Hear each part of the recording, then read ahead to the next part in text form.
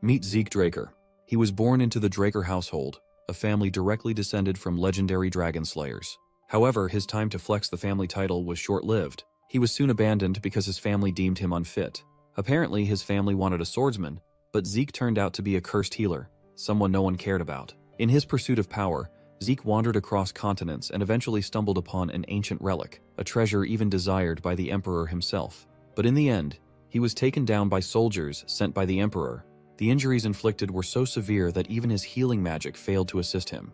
Yet fate had other plans. The ancient relic he had stolen triggered an upgrade system that allowed him to regress to a younger age with these newly granted ancient powers awakened inside.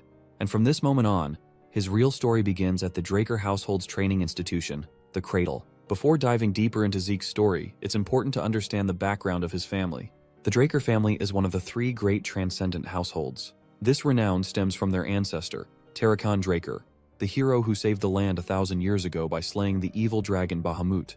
It was Tarakan's victory that laid the foundation for the Draker household's prominence. Perhaps due to their lineage, every descendant of the Draker bloodline has inherited the blessing of aura, allowing them to awaken high-level aura effortlessly and excel as knights. That is, until Zeke came along. Unlike his ancestors, he was born without the ability to wield aura, a deviation that cast him as an outcast within his family. After regressing, as Zeke relaxes on his bed totally carefree, the system window suddenly startles him. He immediately goes on high alert, listening intently after hearing the unusual sound. However, after scanning the room and finding no one, he convinces himself he might have just imagined it.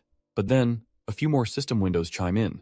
Out of all the system windows, one particular system has the juiciest detail. It goes on to announce that Zeke's soul has received the will of the Elder Dragon, and it has been merged completely with his soul. Soon enough, Zeke is also granted authority over part of the system. And as soon as the activation is complete, his eyesight is swarmed by a plethora of system windows. The first window displays his overall stats, including his class, skills, and a unique skill category labeled Draconian Skill.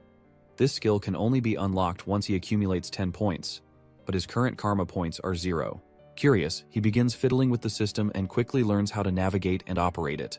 Among all the information displayed in the administration status window, what stands out to him the most is the class skill.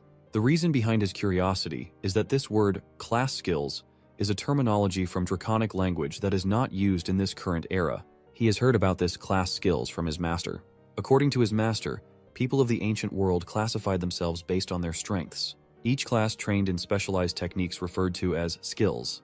Since Zeke's class is that of a healer, his corresponding skill is called healing.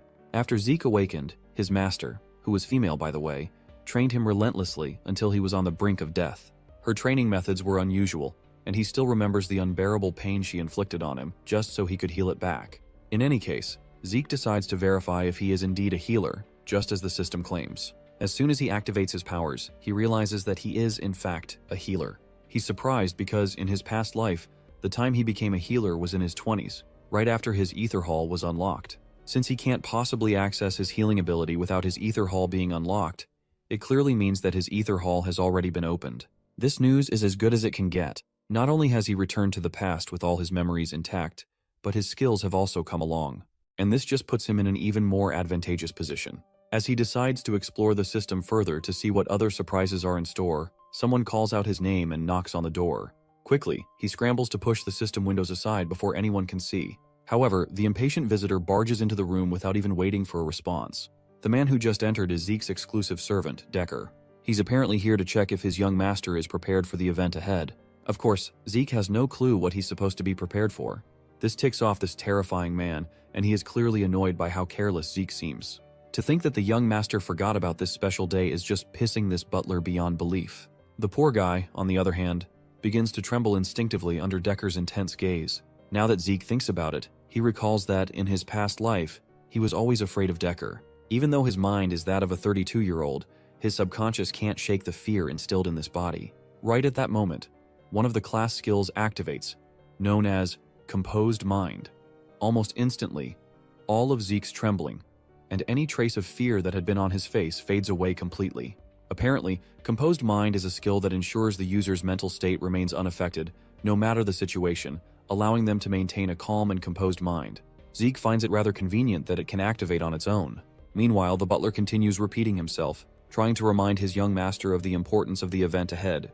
However, Zeke doesn't respond immediately. After much insistence from the butler, Zeke finally starts paying attention and admits that he does remember. He clearly recalls the evaluation test, known as pancration.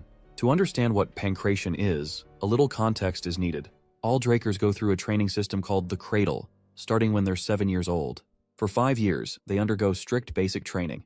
Every year, the instructors evaluate the incoming students through competitions in swordsmanship and combat, specifically pancration, a no-holds-barred combat with no rules.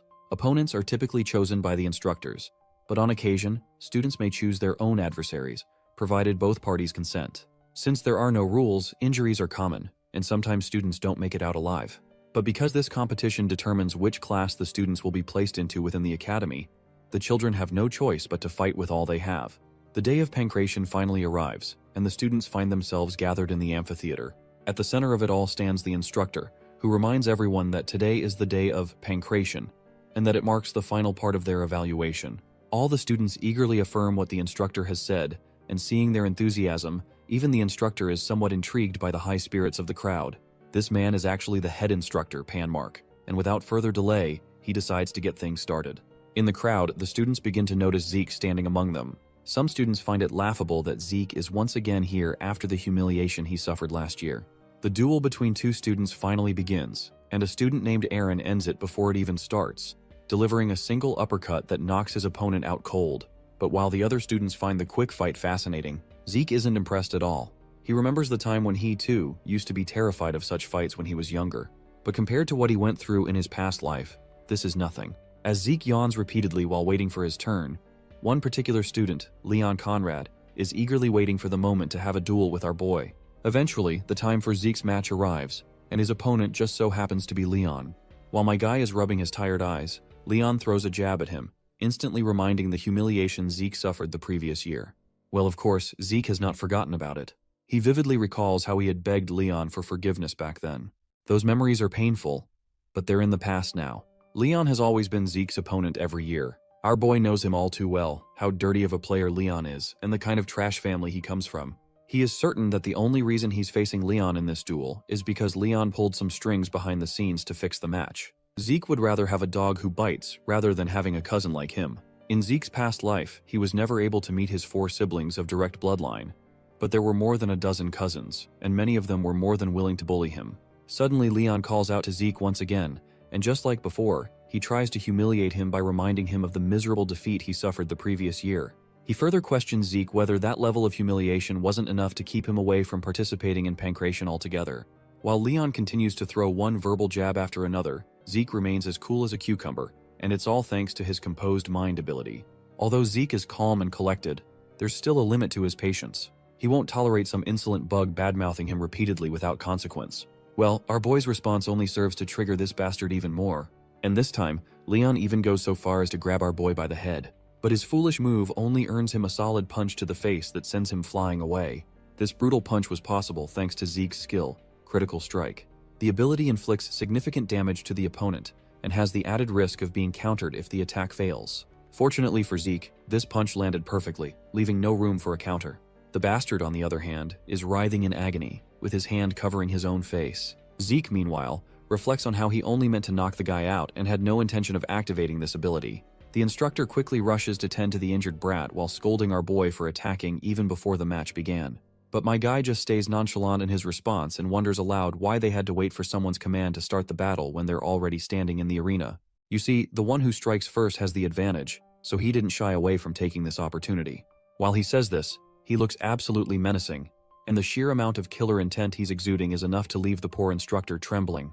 Meanwhile, Leon just assures the instructor that everything is fair game and tells him to just let the battle begin. After all, if Leon steps back on a moment like this, it would be way too humiliating to bear. As soon as the instructor gives the signal, Leon recklessly charges at his opponent.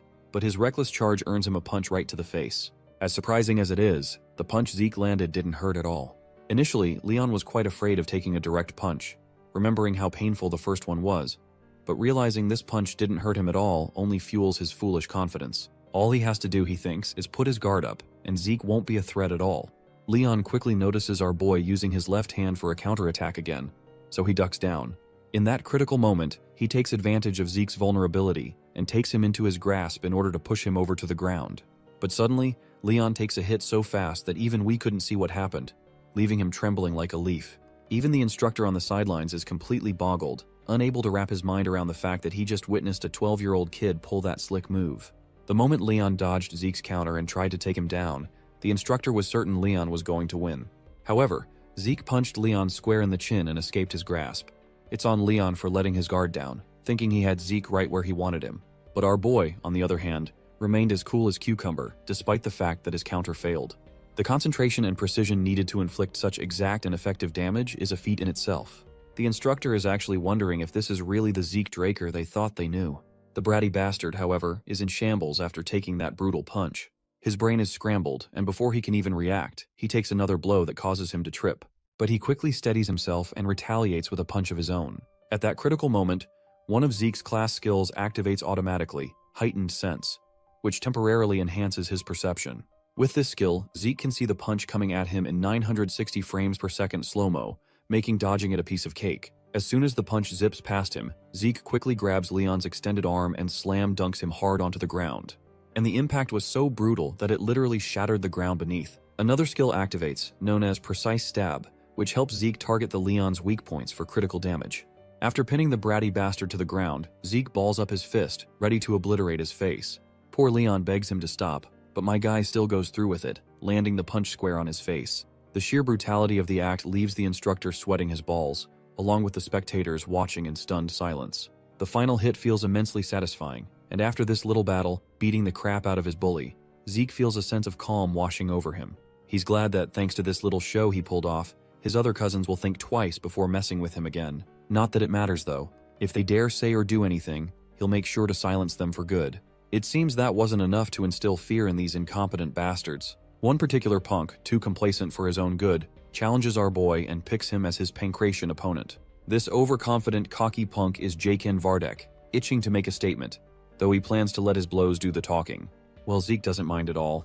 In fact, he's sure he'll get bored if Jaken comes alone, so he offers him the chance to bring a few other students along to make things more interesting.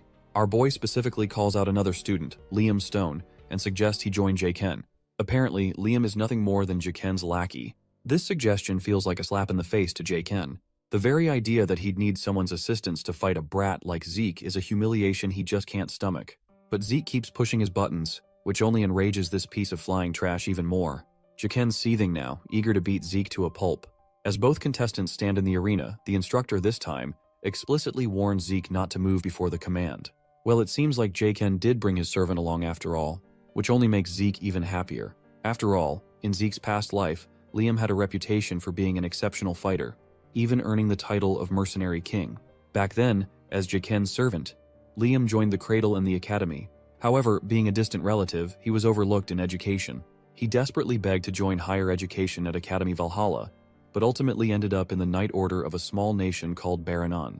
When Baranon eventually fell, Liam became a mercenary. In those chaotic times, the strong naturally drew followers. With his long tenure as a mercenary, Liam rose to prominence as a Red Knight, and eventually founded the Stone Mercenaries. He united the three largest mercenary groups, earning the title of Mercenary King. When the Empire hired the Stone Mercenaries, Liam entered the Continental Wars, where Zeke, along with the Northerners, faced him as a formidable foe.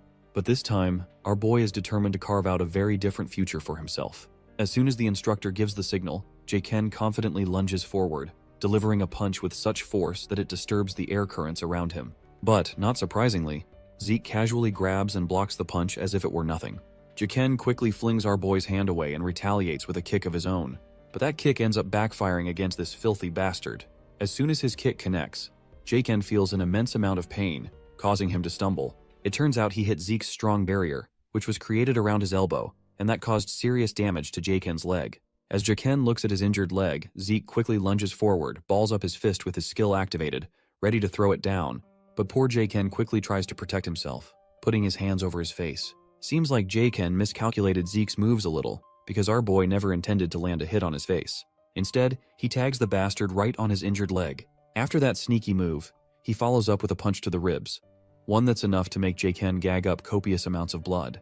The overconfident bastard is finally on the ground. Left with no pride or dignity, he angrily instructs his sidekick to kill our boy right away. The time has come for our boy to deal with Liam, and this bastard is exuding some serious killing vibes as he strides toward him. The most annoying thing about fighting Liam is his insane reach, which puts Zeke at a serious disadvantage if he lets Liam attack first. So my guy takes his stance and decides to take the lead, throwing a few blows of his own. Using another skill known as Slash, Zeke moves so fast that all anyone can see are silhouettes throwing a barrage of punches. The skill Slash allows him to launch a relentless flurry of attacks at the enemy, completely interfering with the enemy's sight. The guys watching from the sidelines are feeling true despair, witnessing just how much of a gigachad our boy is. Zeke knows they're curious and confused because none of them have seen anything like this before. You see, in a place where sword dominates, seeing a brawler's fist-fighting technique is a rare and almost unheard of sight.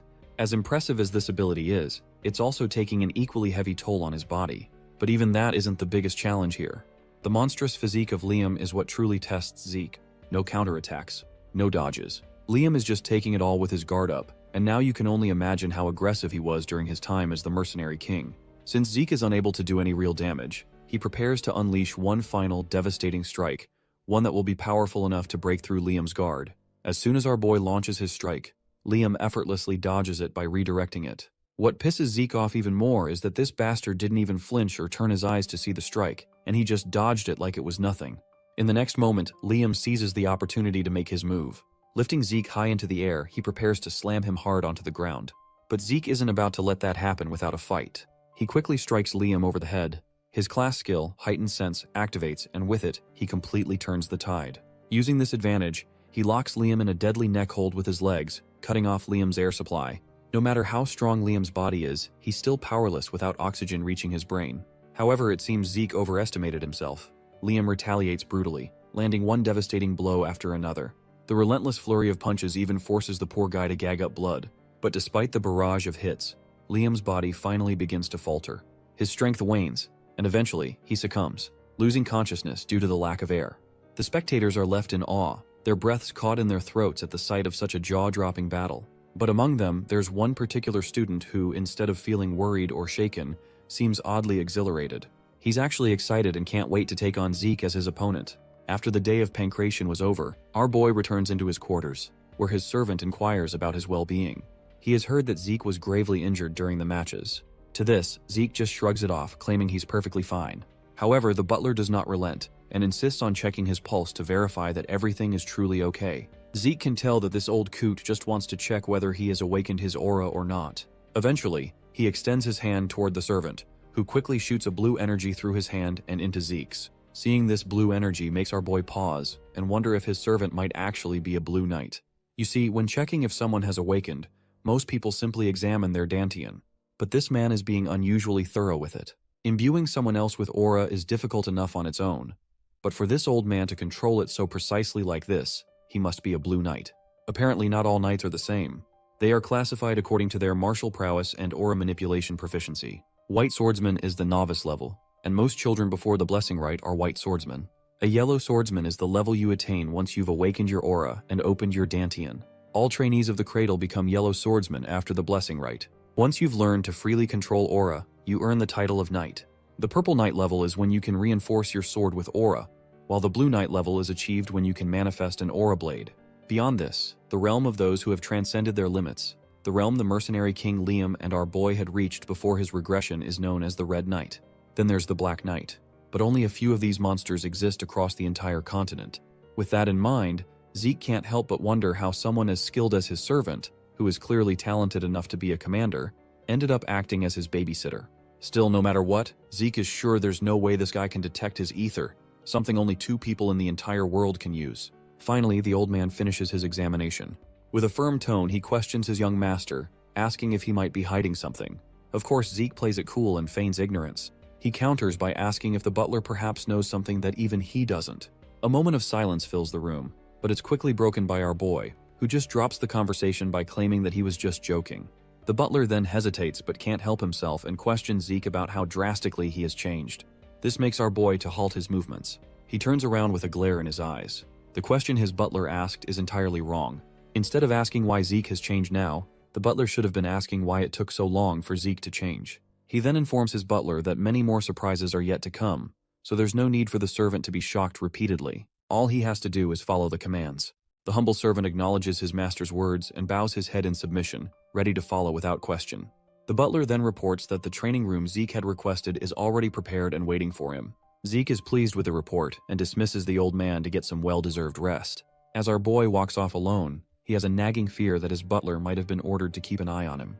To counter this, he decides it's best to keep the butler close, so he can manipulate the old coot and extract the information he needs. Zeke still has to figure out who ordered his butler to watch him. He's pretty sure that no one from his mother's side would dare do it, which only leaves his siblings. Once Zeke enters the personal training room, he's immediately struck by how lavish the place is, which only confirms that this household truly lives up to its name. Before starting his training, he decides to check the system. With a command, the system panel pops up in front of him. There, he notices that his slash skill has reached proficiency. He has no clue how it happened, but he makes a wild guess that it probably leveled up from using it repeatedly. The skill is naturally activated based on his actions, and he doesn't need to do anything in particular to activate it. From what he can understand, if he learns something new, it will likely be added here as a skill as well. He's still unsure about the difference between a skill and a class skill, though he does notice that they both activate similarly on their own. Lastly, there's the Draconian skill, but he can't view it yet because it requires 10 points to unlock. He presses on the option, and the next system window informs him that he can earn karma points by killing monsters. His current karma points stand at 0. Speaking of monsters, Zeke reflects on how there are plenty of them in the dungeons, but he needs to be at least a purple knight to gain access. For now, though, he's more curious about why he regressed to the past and what this system is all about. The concepts of skills and class skills are also something in his curiosity list. At the back of his mind, he has a nagging feeling that all of this might be connected to that ancient relic. However, he can't be certain since he doesn't have enough information to piece everything together. Whatever the case, he grabs his sword and decides to use everything at his disposal to grow stronger, whether it's the system or the Draker lineage. In this world, there are two known powers, the aura of the knights and the mana of the mages. Knights reinforce their aura in the dungeons, while mages refine their mana through circles. The two powers are at opposite ends of the spectrum, meaning if one has awakened one power, they cannot awaken the other. However, Zeke was unfortunate enough to awaken neither a Dantian nor a circle. This inability led to his abandonment by the Draker household, forcing him to wander aimlessly until he met his master during his vagabond days. His master taught him many things, but the most valuable lessons were the art of healing and the Ether Hall, a unique technique his master had developed. Through the Ether Hall, Zeke learned to harness the energy of nature, known as ether. To this day, he and his master remain the only ether users in the world. After only 2 hours of training, Zeke feels as though he's about to collapse. However, his class skill healing activates in tandem with another class skill, Vigor Recovery. Healing is an exceptionally rare skill, one Zeke hadn't even known existed before meeting his master. If others were to witness him using it, they'd brand him an irregular. That's why he refrained from using it during his fight against Liam and had to rush to heal himself the moment he returned to his room. After his body recovers to full strength, Zeke decides to continue practicing. He knows he cannot afford to waste even a moment. By dawn, Zeke looks utterly exhausted after relentless training.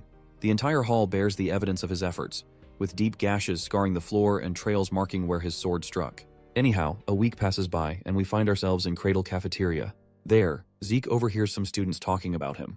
They think he's turned into a completely different person now. Since he is a born loser, they assume he might have dabbled in black magic. Meanwhile, in another private lounge, all the big shot students are having dinner together. The first one chowing down on steak is Raina Tarun. Then there's this guy, Owen Zimmons, calm and composed. And across from him sits a beaten-up Leon, looking as rowdy and impatient as ever. Owen tries to tell him he should eat properly because he'll need the energy for the swordsmanship duel. Leon, on the other hand, gets ticked off for no apparent reason and smashes his hand so hard on the table in frustration that the juicy steak he was served unnecessarily falls to the ground. Because of this table slam, even Raina's piece of steak jumps off her plate and falls, leaving her totally enraged. Her intense glare finally humbles Leon a little. Apparently, all 4 of these students seem to hate our boy, so it's not surprising they're together. But even though they're in the same group, they don't seem to get along all that well.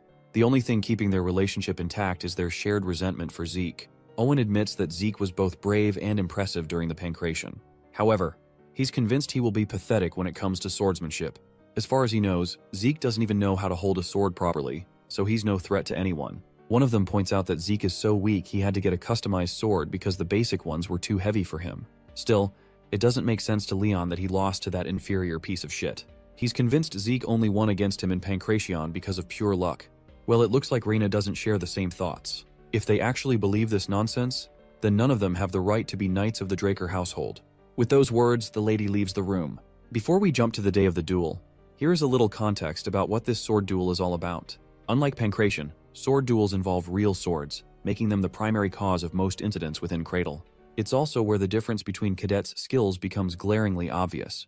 A month after the current final exams, the Blessing Rite will commence, the event where the Drakers awaken their aura. The day of the duel has finally arrived, and the instructor commands Zeke to come up next. My guy casually walks onto the scene with a giant sword resting over his shoulder.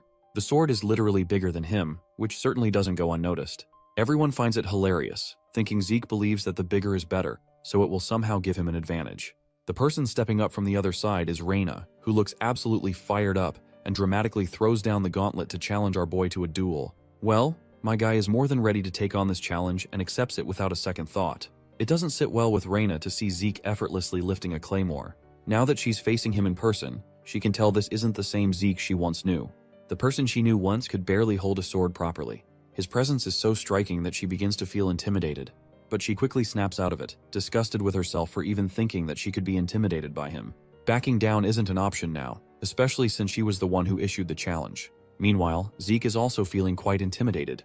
He knows his usual tactics won't be enough to get the victory he wants, because a duel against the Lightning Knight is no joke. It's downright nerve-wracking.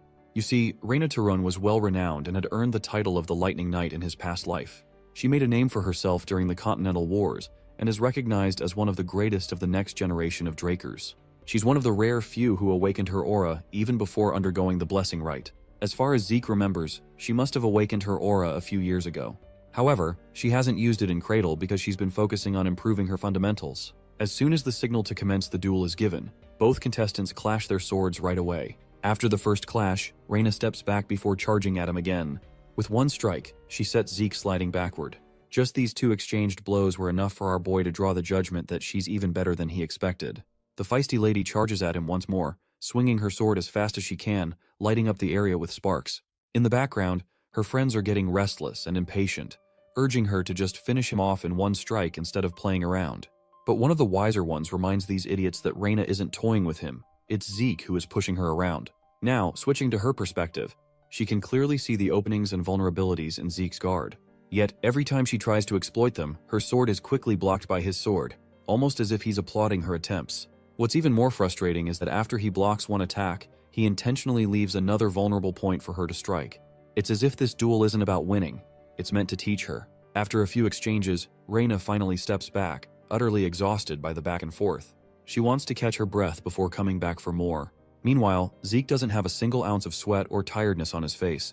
In fact, he looks bored. He's not that impressed. She is fighting honestly without using any aura, but it's expected from someone obsessed with their fundamentals. Now that they are at it, he decides to help her break out of her shell. He intentionally takes an extremely low stance, as if he intends to close the gap in one move. Reina is confident in her speed and doesn't think much of it. But in the blink of an eye, Zeke closes the gap and is right in her face before she even has time to react. He swings his sword so hard that it literally cracks the ground with the force of his giant blade. The girl, on the other hand, is sure that as long as there's distance between them, she can react to his moves. Zeke swings his sword through empty air, but it wasn't meant to hit her. Instead, the debris he flung into the air with the force of his swing strikes her square in the face, leaving her nose pretty banged up. Next, Zeke charges at her with his massive sword in hand. As she sees that shiny blade only a few centimeters away from her neck, she's sure she's done for. But as surprising as it is, the sword Zeke was holding suddenly goes flying into the air and lands a few feet away. With that, the crowd quickly declares Zeke the loser, while showering Reina with praise for winning without even using her aura.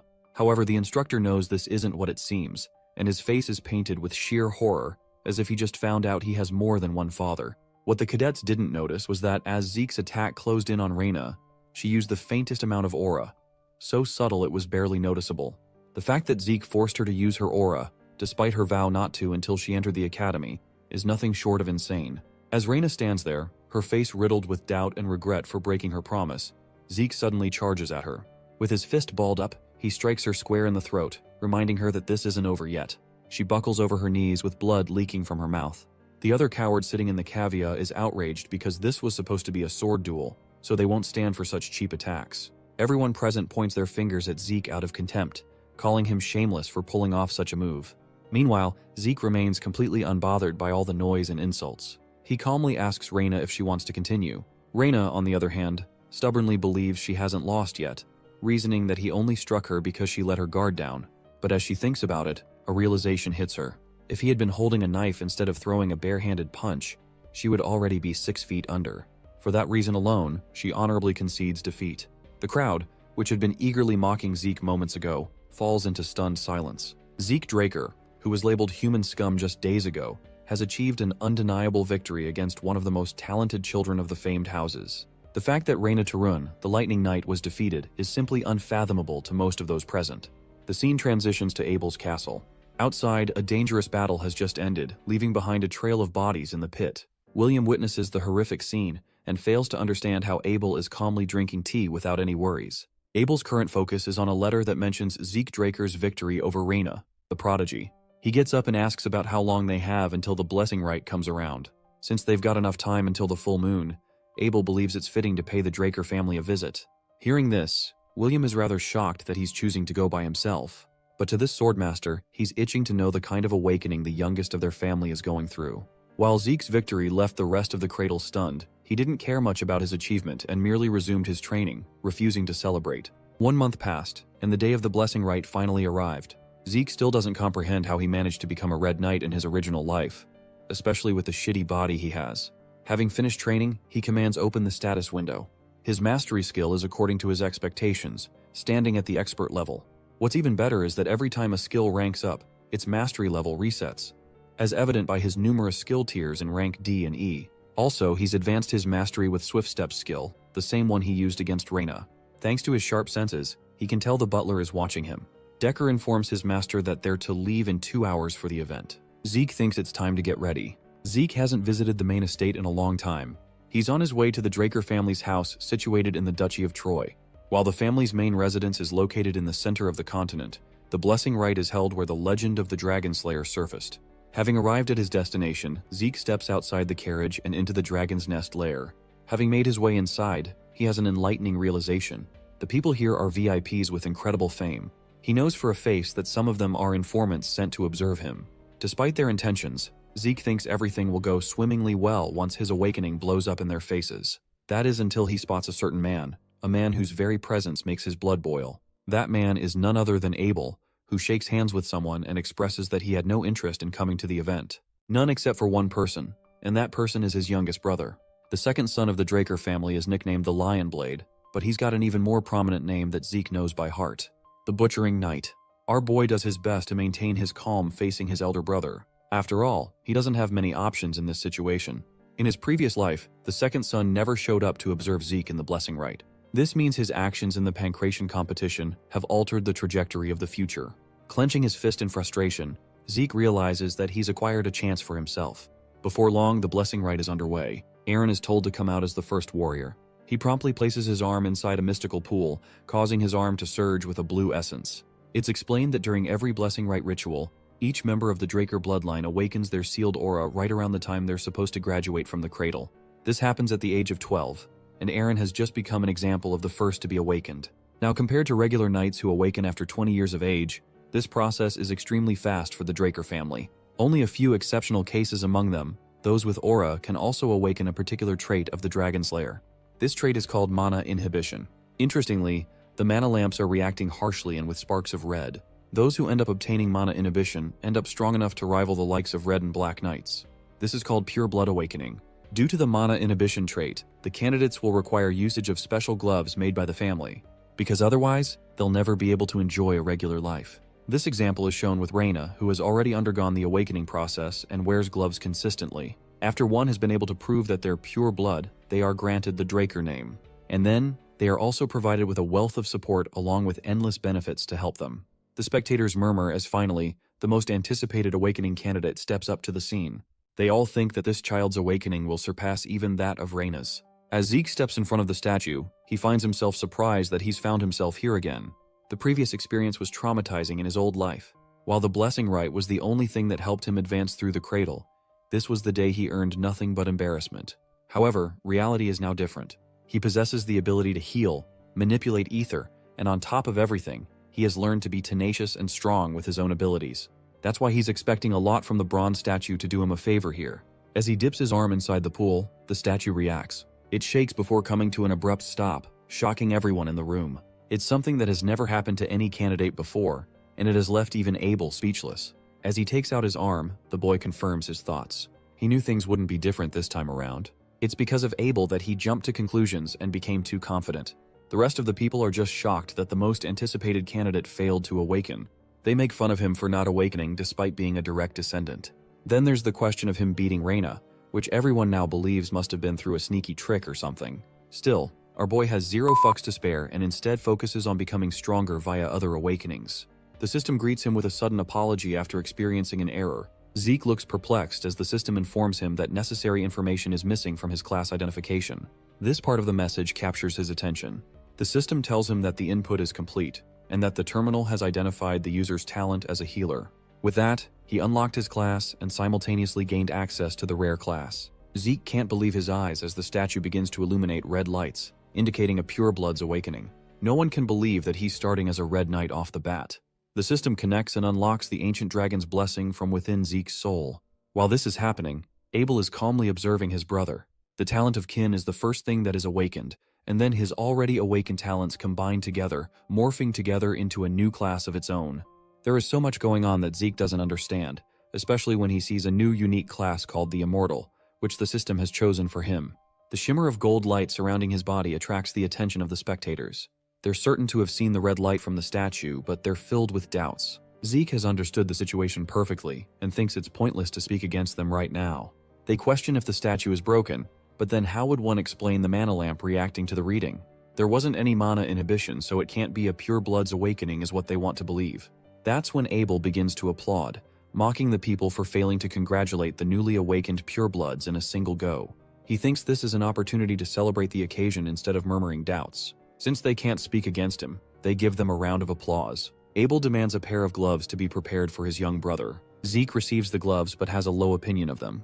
He walks away while Abel is satisfied with what he sees. As for our boy, he's pissed that he received Abel's help from all the people.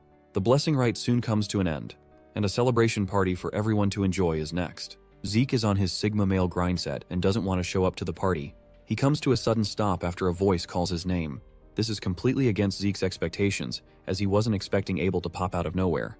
He wants to know where the kid is going and even congratulates him with a handshake. Despite hating his older brother, declining his handshake here would put him in trouble, so he acts all nice and reaches to shake his hand. That's until he remembers a bloodbath from the memories of his previous life. For some reason, Zeke retracts his hand and refuses to say a word. Abel reveals a hint of his malicious nature, blaming his little brother for the awkward situation. In his thoughts, Zeke simply can't accept shaking the hand of a man he deems the most disgusting and despicable. Abel doesn't really care much and waves him goodbye. He's expecting to meet him later and walks away without bothering him much. To his words, Zeke confirms that he is also determined to meet his brother one day. Fast forwarding to the party, where many are busy discussing the recent awakening of the two purebloods. No one has yet to figure out what Zeke's golden light implies, as it has never happened before. They wonder about his location as he's nowhere to be seen. We do catch a glimpse of Zeke, but he's unwinding in a different room, having barely survived the suffocating social event. Also, he still can't place how he's the only one unaffected. The thing about pureblood awakenings is that they have mana inhibition as a trait. It's supposed to showcase that the Draker family is against dragons, who are known for being the source of mana. Be that as it may, most machines require mana as their necessary fuel. The fact is, a pureblood needs the use of special gloves for the cause. If Zeke is supposed to be a pureblood awakener, then he should have faced problems the moment he took his gloves off. But right now he seems unaffected. This causes him to pop open the status window, which is different in its properties from before. Instead of having mana inhibition, he possesses a unique trait called mana reflection. An intrigued Zeke decides to read deeper into the details of the skill. There he discovers that mana reflection creates a distortion field that is responsible for nullifying nearby mana. It's classified as a skill and doesn't react to the mana lamps as it's not passive in effect. He was identified as a rare class healer before the blessing rite, but now he's considered a unique immortal, which he doesn't understand. Confusion sets in as all of the graduates of the ceremony achieve blue aura with typical awakenings. The only person who was an exception to the case was Reina, who received a red pureblood awakening. The same case goes for our boy, but then it eventually transitioned into gold. The system told him that it was missing critical information regarding the classification. Zeke wonders if it was considering the bronze statue as its classification terminal during the awakening. The moment the system injected the necessary information inside the terminal, the statue reacted strongly and emitted a red light. Everything is starting to fall into place now. Zeke believes that the statue isn't there to determine if one has awakened or not. Rather, it's supposed to judge their class. Red implies a rare class and gold implies a unique class. Furthermore, the statue is a relic that has been here even before Tarakan's time, the man who founded the Draker family.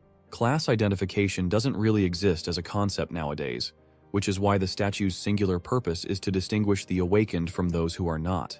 They have misinterpreted the purpose of the red light as a kind of pure-blood awakening, when in reality it means that they've achieved rare class.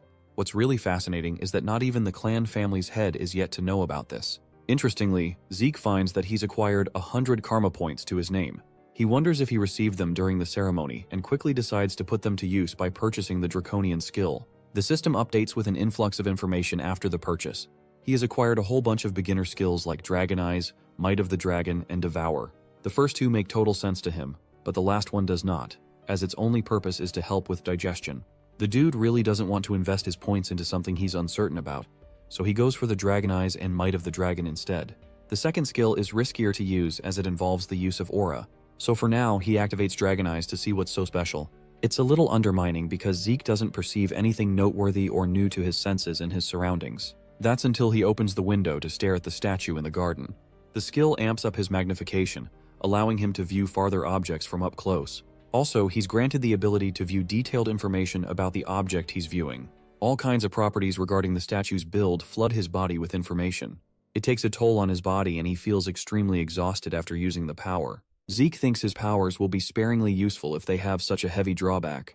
Thankfully, his healing factor kicks in, fixing his exhaustion. What's surprising is that Zeke didn't even input the intention to heal. It just kicked in automatically. Inspecting the system screen, he realizes that all of his class skills have converted into passive abilities and even jumped up a level. The healing factor allows him to repair his body without triggering the activation. It's an excellent version of his previous skill. While it seems like healing is way too OP, it's not something you can consistently spam.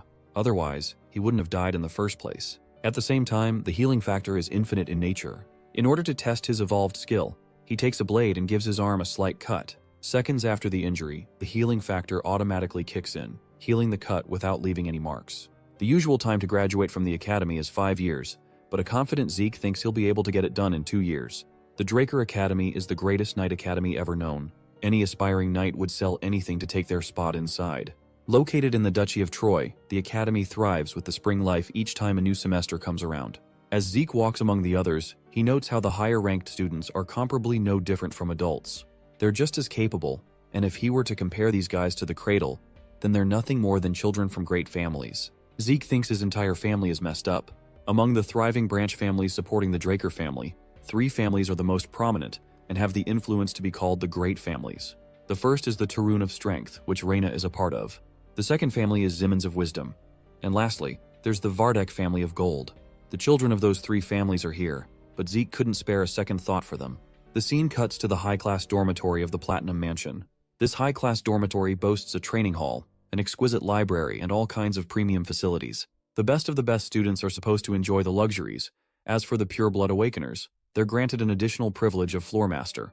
This floor is known as the Platinum Floor. A maid greets our boy's arrival, and he's soon escorted to his assigned floor, where others are waiting.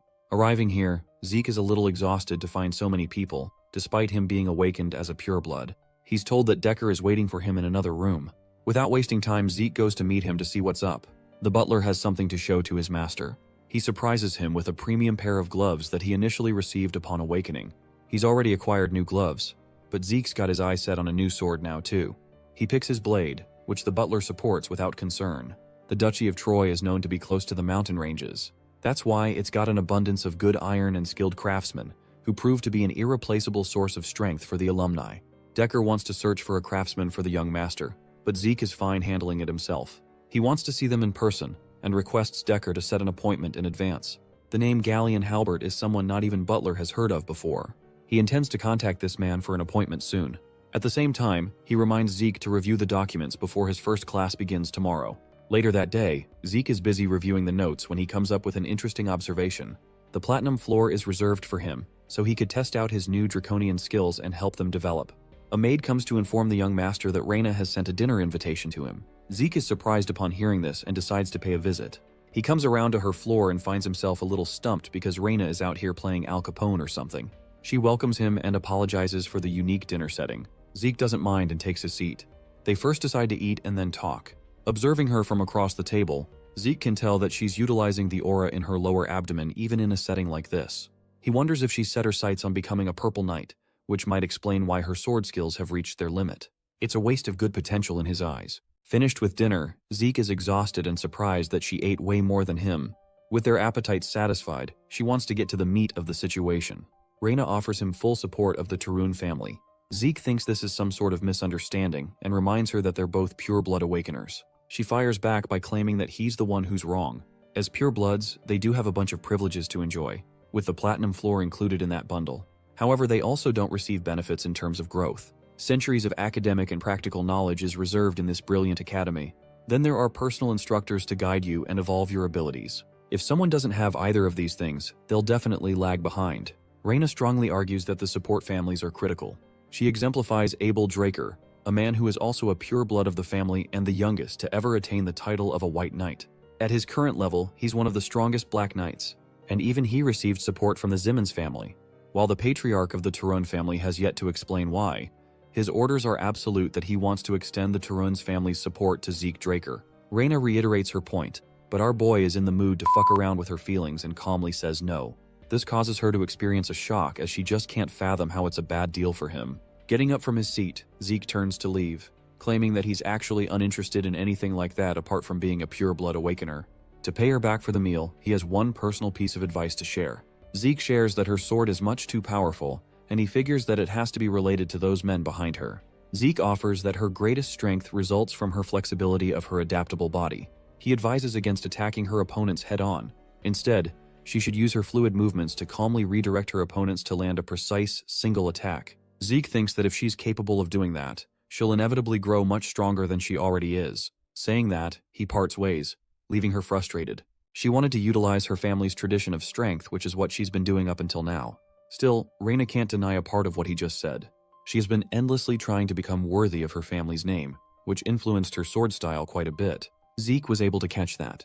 While Reina was young and praised as a genius prodigy, no one offered her any advice. This interaction with him has left her to reevaluate her opinion of Zeke Draker as a person. Skipping ahead to Zeke's monologue, he's reflecting just how powerful he's gotten with his new skills. After all, even an entire night's worth of training couldn't stop him just now. The dude literally has infinite stamina now. He's gonna last longer in bed than the age of the universe. In his previous life, this place was nothing more than hell for him. But with his newly awakened state, it's actually pretty chill now. Zeke is enjoying the peace that can't be bought with money or power. As he's minding his own business, the representative of the Zimmons family approaches him. Owen is the third son of the family, and he's an expert in manipulation. He blackmailed and bullied our boy in his previous life. Interestingly, he also invited Zeke to a dinner invitation only to get rejected in the face. Surprisingly, Owen is acting way too friendly in this life. Zeke realizes what invitation letter he's referring to and releases a snarky remark. Owen questions why he refused to reply, only for Zeke to coldly respond that he doesn't have to give a damn about the fucker's messages.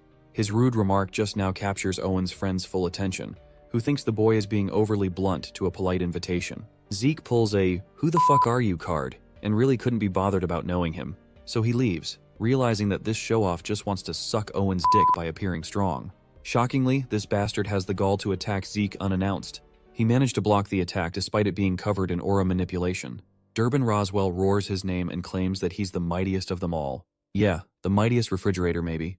The youngest Draker simply laughs at his little speech, as this man isn't even a knight and barely even a cadet. Zeke lunges forth with his lightning-fast speed, smashing this guy's abdomen with a hook that could rival Mike Tyson's. It knocks the fuckface into the ground, while Zeke happily invites the next person from the Zimmons family to come and catch some smoke. Owen draws near him, and states that he's unimpressed by Zeke's goading of his own strength. The group leaves Zeke to himself, who thinks of them nothing more than a circus crew. Let's explore the intricacies of the Draker Academy for a second. It's split into two classes. The first is the normal class, where one is taught if they're lacking talent. That class is overcome with effort and a disciplined regimen.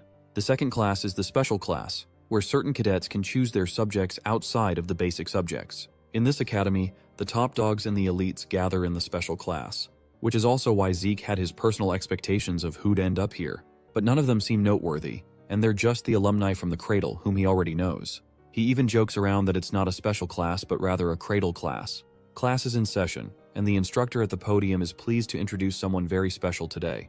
This mysterious person was once the commander-in-chief of the Empire 2 decades ago, and the same person responsible for blocking the Empire's invasion with their impeccable strategy. Dean Howard Draker is welcomed in good hearts, the man who runs the show for this academy. Known as the war hero, Howard is worshipped as a symbol of hope and praised as a standard for tactical war. But in reality, the truth is far darker than his fame implies.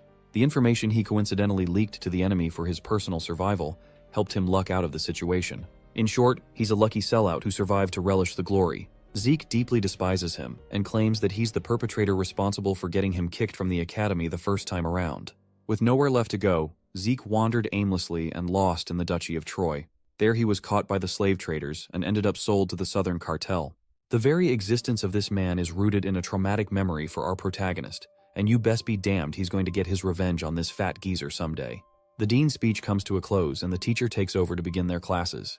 The cadets are instructed to head to the arena at once for some indoor training. Inside the training arena, Zeke is baffled that he has to sit through the basics of dragon slaying. After all, in his past life, he couldn't wield aura and wasted 2 whole years when normally it takes the average person 3 months to do it. The instructor welcomes the students, introducing himself as the Rose Knight, Andre Draker. He's in charge of teaching them the basics of dragon slaying. The students are a little underwhelmed because they don't know anything about this guy. The name strikes Zeke's memory. He recalls that Andre isn't a pureblood awakener who still managed to graduate quickly from the academy, and was praised as a valedictorian from Valhalla. He isn't even from the family, but his talent is simply so remarkable that he earned the Draker family's name. This man is the guy your girl tells you not to worry about. Zeke admits that the special classes teachers all vary in levels, but this dude is notorious for his shitty personality. Andre shows them a demonstration by telling them to keep quiet so he can start the class. He has the cadets drawing their swords, preparing for the training. His eye catches Zeke's special sword, which is enormous compared to the others. Zeke doesn't have any trouble demonstrating just how easy it is to wave around for him. Andre's resting bitch face commands him to step foot in the arena. He thinks the boy is being overconfident by picking a sword unfit for his body. Of course, this is just typical teacher talk, and Zeke wanted this to happen, hence his choice to pick the sword. He arrogantly boasts that he could defeat the instructor with the same weapon. It's quite the provocation that shakes Andre. The scene is getting tense, so much so that the system activates a mental defense skill for our boy to withstand the situation. Happy to oblige, Andre prepares to draw his sword to offer a boy a practical experience. But it's just what Zeke wanted. The instructor even lays out a condition for Zeke's victory. He will not only choose to ignore the boy's arrogant words, but also grant him permission to do whatever he wants in his class.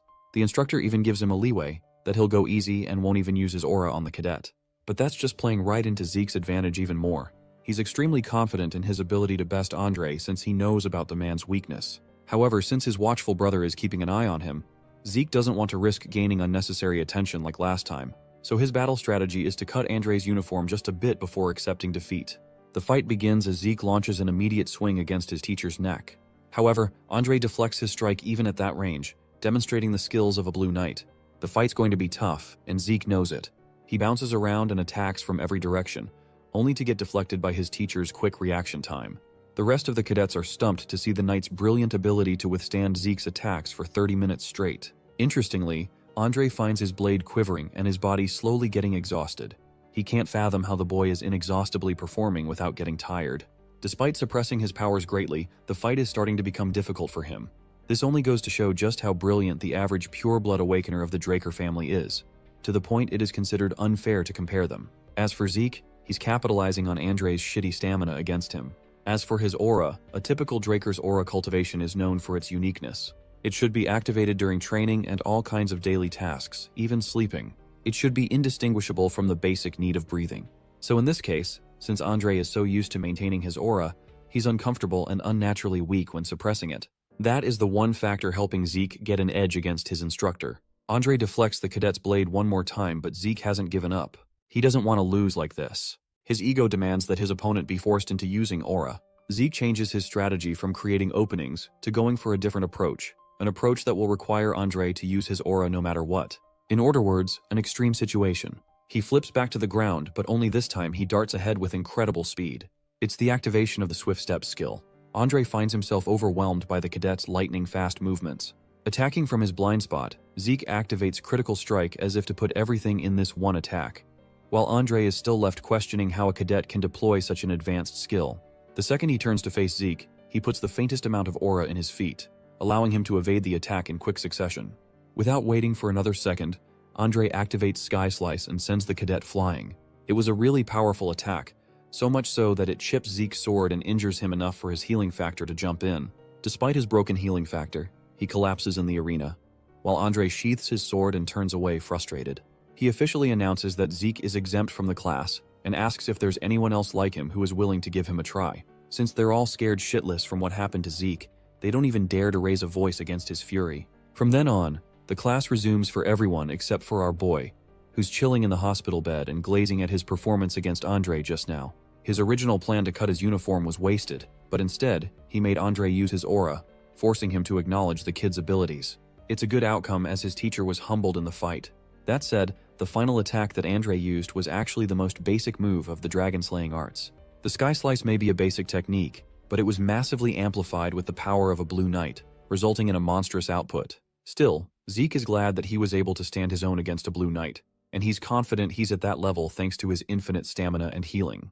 But those two things alone won't be enough for a life filled with freedom. He demands true freedom that could only come from overwhelming strength, the kind of power that would make him immune from the strength of his superiors. As he's busy in thought, a drunkard comes around to check on the boy, realizing that this is the youngest son of the Draker family. Our boy is startled seeing the dipshit's face because a drunkard is the last thing you'd expect in a medical ward. Not only was he unable to sense this guy's presence, he also mouthed pretty bad things about the patriarch of the Draker family. Zeke tries to inquire about his identity, but this drunkard is busy injecting himself with more booze. The man is really curious to ask the boy about his shocking regenerative abilities. After all, he just survived a serious internal wound in his body. The system assesses the situation and activates mental defense for him. Zeke refuses to budge because he knows for a fact that nobody is aware of his healing skill at the academy. He feigns ignorance, prompting the man to take serious measures as he attempts to attack the boy. Zeke dodges his palm strike, which is sharp enough to slice the bed. This makes him wonder if this guy is some sort of assassin. Zeke uses the bedsheet to blind the lunatic and senses extreme danger, so much so that he activates every last one of his skills for an all-out offense. Despite being blinded and unaware, the man easily catches the boy's blade and praises the boy's ability to adapt quickly. Zeke rushes backward anxiously and wonders what he means by mercenary. He assumes the mysterious guy might know something about his past. Seeing a Draker like Zeke throw away his sword and prioritize his life, the man believes he's better suited to become a mercenary instead of a knight. Our boy finally understands his words, and the feeling he gets from the mysterious guy makes his doubts certain. The power gap between them is so huge that the guy can easily kill Zeke if he's here for that.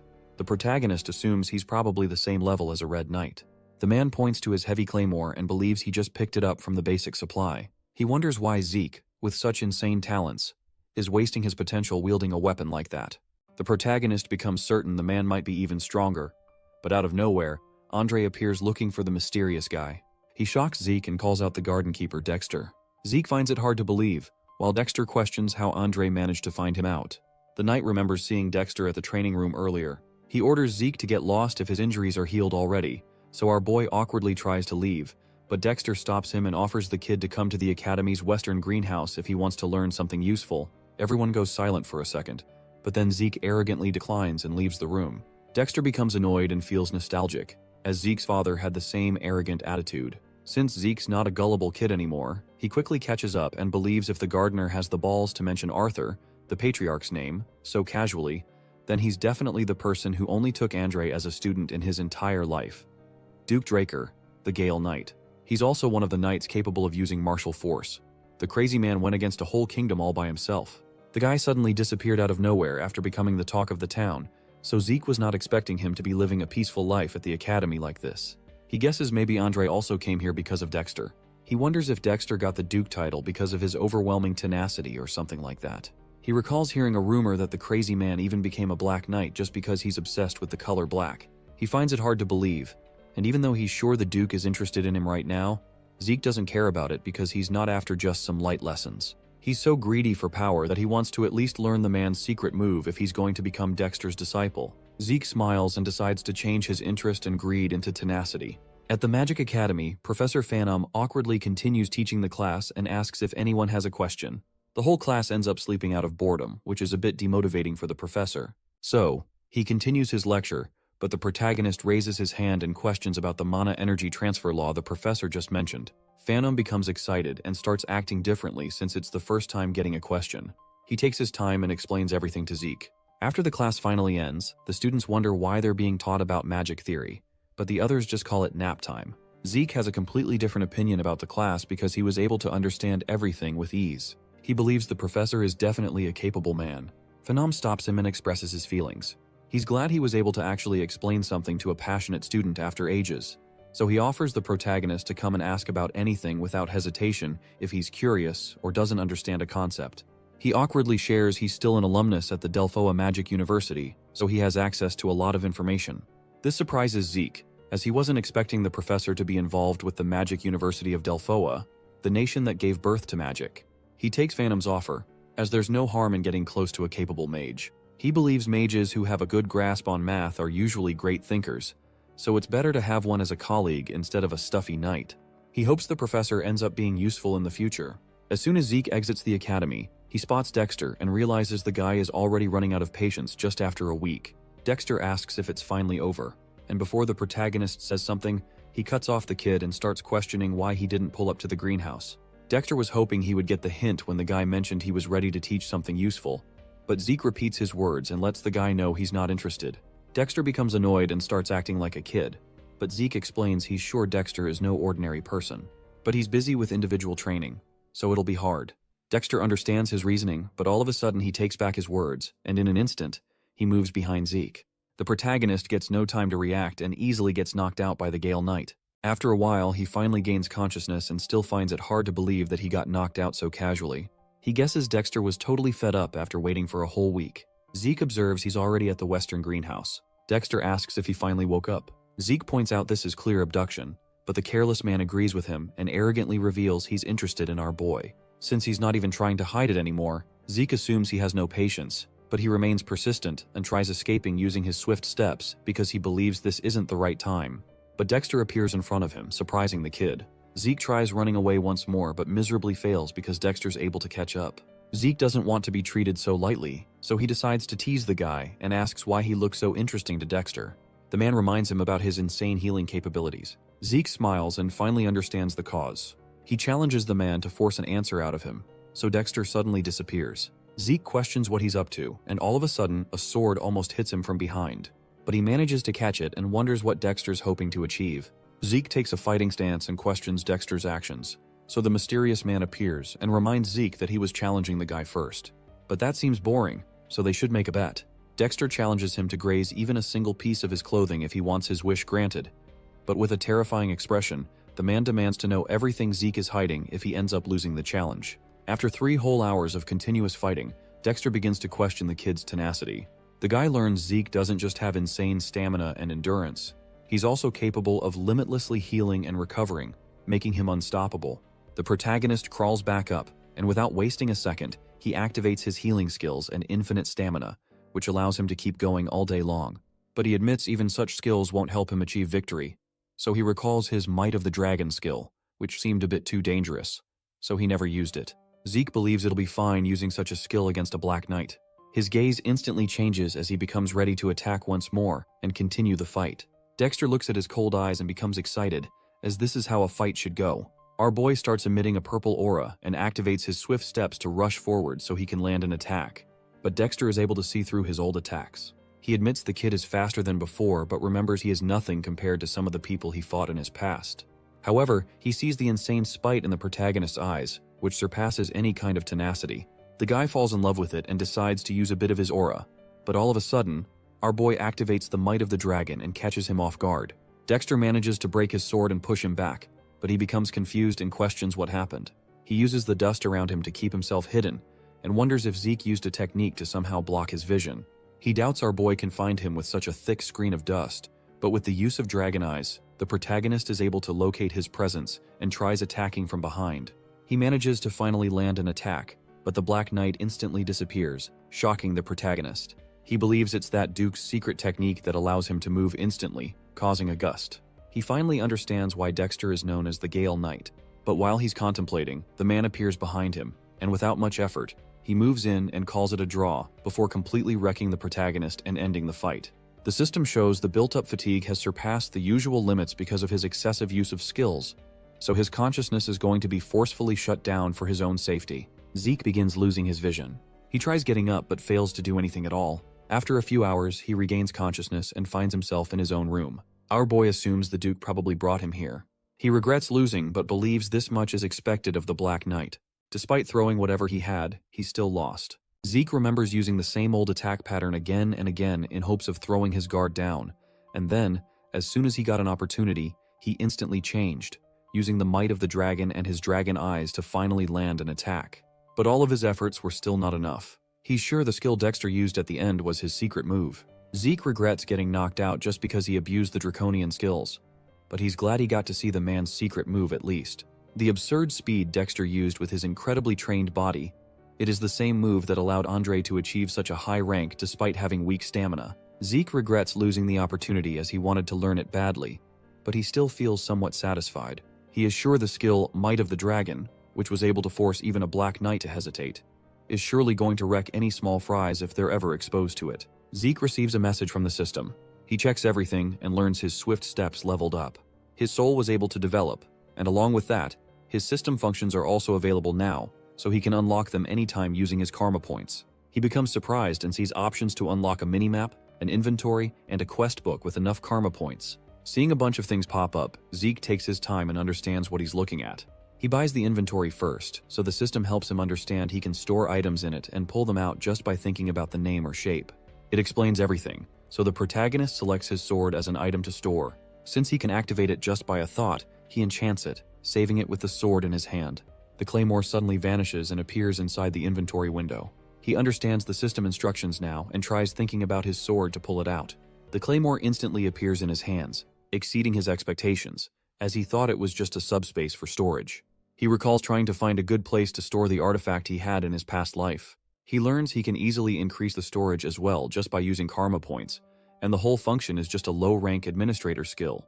The protagonist is surprised and wonders what he's going to unlock once he reaches the high-rank administrator function. He understands karma points are extremely precious, so it's going to be dumb using them without properly thinking. He decides to make a few changes in his plans, but as he's trying to think, Dexter appears and asks for permission to come inside. Zeke gets a bit surprised but lets him in. The butler shares there is a message for our boy. The man said Zeke will understand if he shares it as from the garden keeper Dexter.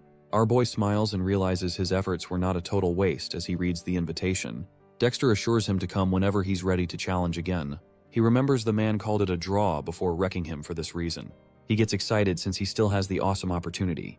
The butler shares another thing, that he managed to locate the blacksmith our boy mentioned. Zeke asks about the appointment, but the butler awkwardly shares it didn't go as planned because the blacksmith refused any appointments. Zeke gets shocked but learns the guy stopped forging weapons now. The next day, Zeke reaches the blacksmith's shop he used to visit in his past life. He finds the name a bit funny and enters the shop. He asks if anyone's inside. In his past life, the protagonist recalls wielding a sword known as the Radiance of Graham. It was a real masterpiece forged by Galleon, who called it a payment in exchange for saving his life. He believes Galleon deserves the grand title Blacksmith of the Soul, because rumors have it that he's able to read the souls of his clients before forging a weapon for them. Zeke remembers that the blacksmith didn't disappoint him in his past life, and forged a weapon with an ability he needed the most. The sword was capable of replacing ether with aura. Galleon used to be the greatest blacksmith on the entire continent, but Zeke feels disappointed finding him in such a drunken state. Galleon notices the kid and orders him to get lost, saying it's not a shop for teens. Zeke is aware the guy had a horrible attitude, but he wasn't expecting this kind of moody temperament. He wonders what happened before Galleon met our boy in his past life. Without hesitation, Zeke throws a bucket of water on the drunk guy. Zeke arrogantly smiles and asks if he finally woke up. He demands an answer for the rejection earlier. Galleon comes back to his senses and recognizes Zeke Draker. He instantly bows down and apologizes for his disrespect. He begins trembling in fear and continues to repeat his apology, but believes a crappy blacksmith like him doubts he's capable of making anything good for others when he can't even make what he himself wants. So he has stopped taking commissions for a while. Zeke is a bit surprised to see even a famous blacksmith like him had a shitty phase. He suddenly recalls the guy was already an incredible blacksmith back when he met Galleon. He never mentioned anything about his life, probably because he felt too embarrassed to share his failures. But Zeke doesn't have time to wait around. Galleon starts going crazy because of his existential crisis, but Zeke snaps him out of it. The insecure guy apologizes for his disrespectful behavior, but Zeke assures him it's nothing and demands to see the weapons he failed to properly forge. While the blacksmith guides him to the back, the protagonist realizes he has no other choice but to help the depressed guy find the right path. As they reach the backyard, Galleon apologizes for the mess, but Zeke assures him not to worry, as it looks cool. Galleon thanks him, so Zeke begins looking around. While he observes the swords, Galleon warns him to be careful because they're all still sharp. Our boy continues checking around and finds out they're not failures at all, but have the same quality as what he used to forge when he was called the best in the entire continent. Zeke's dragon eyes help him see through everything. He notices something and asks the guy if he has any issues with his brazier. Galleon is surprised he knew, but Zeke orders him to just answer. He even points out that the guy goes through smelting using his own methods. He's able to see Galleon mixes multiple kinds of metals to create a lighter but stronger material. But Zeke easily breaks one of his failed swords and calls the durability pathetic. He explains that in such cases, the real issue is that many impurities haven't been properly removed while forging the sword. Galleon feels shocked to see Zeke didn't just see through his whole forging method instantly. He even called out all the major issues and causes with no effort. Galleon gets an idea and calls Zeke. He's sure it might come out as weird, but he wants to make a request. Inside the shop, Zeke asks what he's up to. The blacksmith shows him a blueprint and reveals all the secrets without hesitation. Zeke remembers it's the same blueprint the guy revealed in his past life, known as the blueprint of the magic brazier. Galleon didn't want to hide his secrets from someone who saved his life, so he revealed the blueprint. He does the same this time. Zeke believes the smelting method will become flawless with this. Galleon expected our boy to recognize it, but Zeke wonders why he's not working on it even though he has the blueprint. Galleon explains he's still missing the most important part, but the magic tower's commission fee is 10,000 gold coins. Even a normal family only spends 10 golds monthly. It's 10 times more than that. Our boy finally understands why it took him a good 10 years to become successful. He admits the price is totally insane. Galleon knows this is going to sound pretty absurd, but since the protagonist is a Draker and a pure-blooded awakener, he hopes Zeke can help him get his hands on the brazier. In return, he's willing to do any and all commissions for free as long as he is alive. Zeke contemplates and finds the request almost impossible because he's not the family's guardian knight, so there's no way he can gather an absurd amount like that, even as a pure blood. He needs Graham, the Sword of Radiance, so he thinks of a solution. Zeke knows it's an issue regarding the mana energy laws, so all of a sudden, he gets an amazing idea and accepts the request. Zeke takes the blueprint, but Galleon still finds it hard to believe. So, our boy assures him he knows a mage who's willing to help, so he will let Graham know if something works. Before leaving, Zeke orders him to stop drinking, but the guy gets down on his knees and grabs our boy's leg. He bursts into tears and promises to serve the protagonist for his entire life if this works. He continues to show his gratitude while Zeke tries leaving the workshop. At the Draker Academy's professorial research building, Zeke finds it absurd and wonders why the Mage Tower scumbags have the fee so high, even though the task itself looks fairly easy. He remembers Phantom's major was related to this, so he tries recalling the guy's research lab. As he continues to look for it, he notices something happening in an alley. A kid gets his ass wrecked by a few bullies. He tries apologizing with tears in his eyes. The protagonist suddenly recalls the same thing used to happen in his past life. He grits his teeth in frustration and decides to check the alley. Leon calls the poor kid complete trash and continues beating him up. He lets out the frustration and anger he has for Zeke on the poor victim instead. Leon doesn't admit his defeat and calls it all bullshit while he stomps his victim's head onto the ground. Leon thinks his defeat couldn't be helped because of the surprise attack, but he calls it pure luck and doesn't believe Zeke has the right to be called a pure-blooded awakener for it. As soon as Zeke appears and speaks up, Leon's expression instantly changes. The protagonist arrogantly smiles but suddenly becomes serious, and with terrifyingly cold eyes, he orders the bullies to get on their knees if they love their life. Leon calls him out for his arrogance and doubts he actually went through any real pure-blood awakening, but the protagonist shuts him up and terrifyingly orders him to bow down, or else he's done. His words send chills down Leon's spine. He becomes scared and starts sweating anxiously, but the bully wonders why he's feeling such insane pressure, even though Zeke was completely insignificant just a few months ago. Leon grits his teeth in anger and frustratingly calls him an inferior guy. He orders his goons to rush and attack the protagonist at once, but Zeke remains unfazed despite seeing a punch coming. He warns them once more and easily dodges the punch. Our boy wrecks the first guy, moves forward, and defeats another. Zeke grabs the kid flying at him and throws him back. With ease, he destroys the whole gang instantly. While watching the whole shit show, Leon sweats anxiously, and it's hard for him to believe this is the same Zeke he knew. The protagonist approaches him and arrogantly assures the wimpy guy not to worry, as it's going to hurt just for a second. Leon pulls out his sword in fear and orders the protagonist to stay away, or else he's going to get injured. Zeke reminds him what it means to pull out a weapon in the training area. The wimp sweats anxiously and becomes speechless, just to save himself from the murderous intent of Leon, who pulled out his sword outside the holy training ground. Zeke announces that he's going to fight back in the name of honor. He pulls out his sword as well and makes it clear that their battle will only end once one of them finally dies. Whoever drew his sword first takes the responsibility for whatever's going to happen, and the opponent is not going to be at fault despite the outcome. Zeke turns Liam, the beat-up goon, into their witness and then starts the fight, but the wimpy bully stops him and apologizes. Leon pisses his pants as well and begs the protagonist to let him go this once. Our boy recalls what happened in his past life, so he calls Leon a trashy scumbag and, in a flash, cuts the bully's ear as payment for what he did. Leon starts screaming in pain, but the merciless protagonist warns him to never attach it back, or else he's going to get his head chopped off the next time they encounter each other. The victim calls Zeke and asks why he went out of his way to save the guy. Our boy brushes it off since he wasn't helping anyone. He was just helping himself. While leaving, he wonders if Galleon made him change, as he almost said something embarrassing. He finally finds the professor and asks if it's doable. Phantom gives him a straightforward answer and reveals it's possible. Zeke leaves it up to him, but the guy stops our boy and requests him to properly listen to what he has to say. Phantom explains the overall composition is not hard, but the real issue is its core that's required for power output.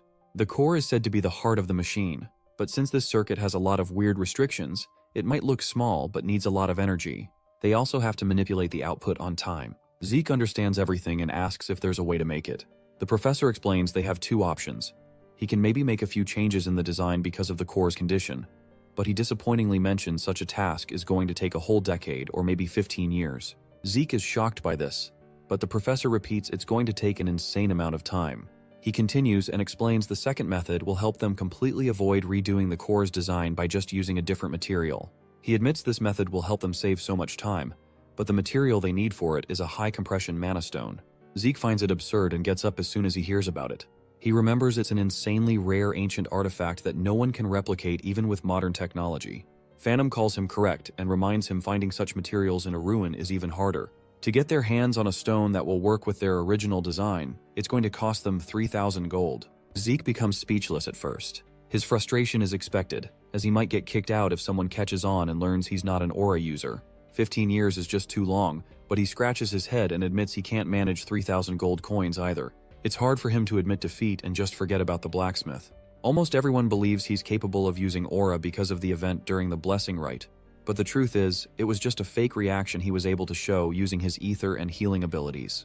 He still can't change the fact that he's not capable of using aura. Ether is a power normal humans can't control.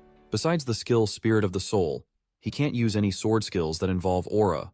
But even with that skill, the only thing he can manage is reinforcing the sword and swinging it around.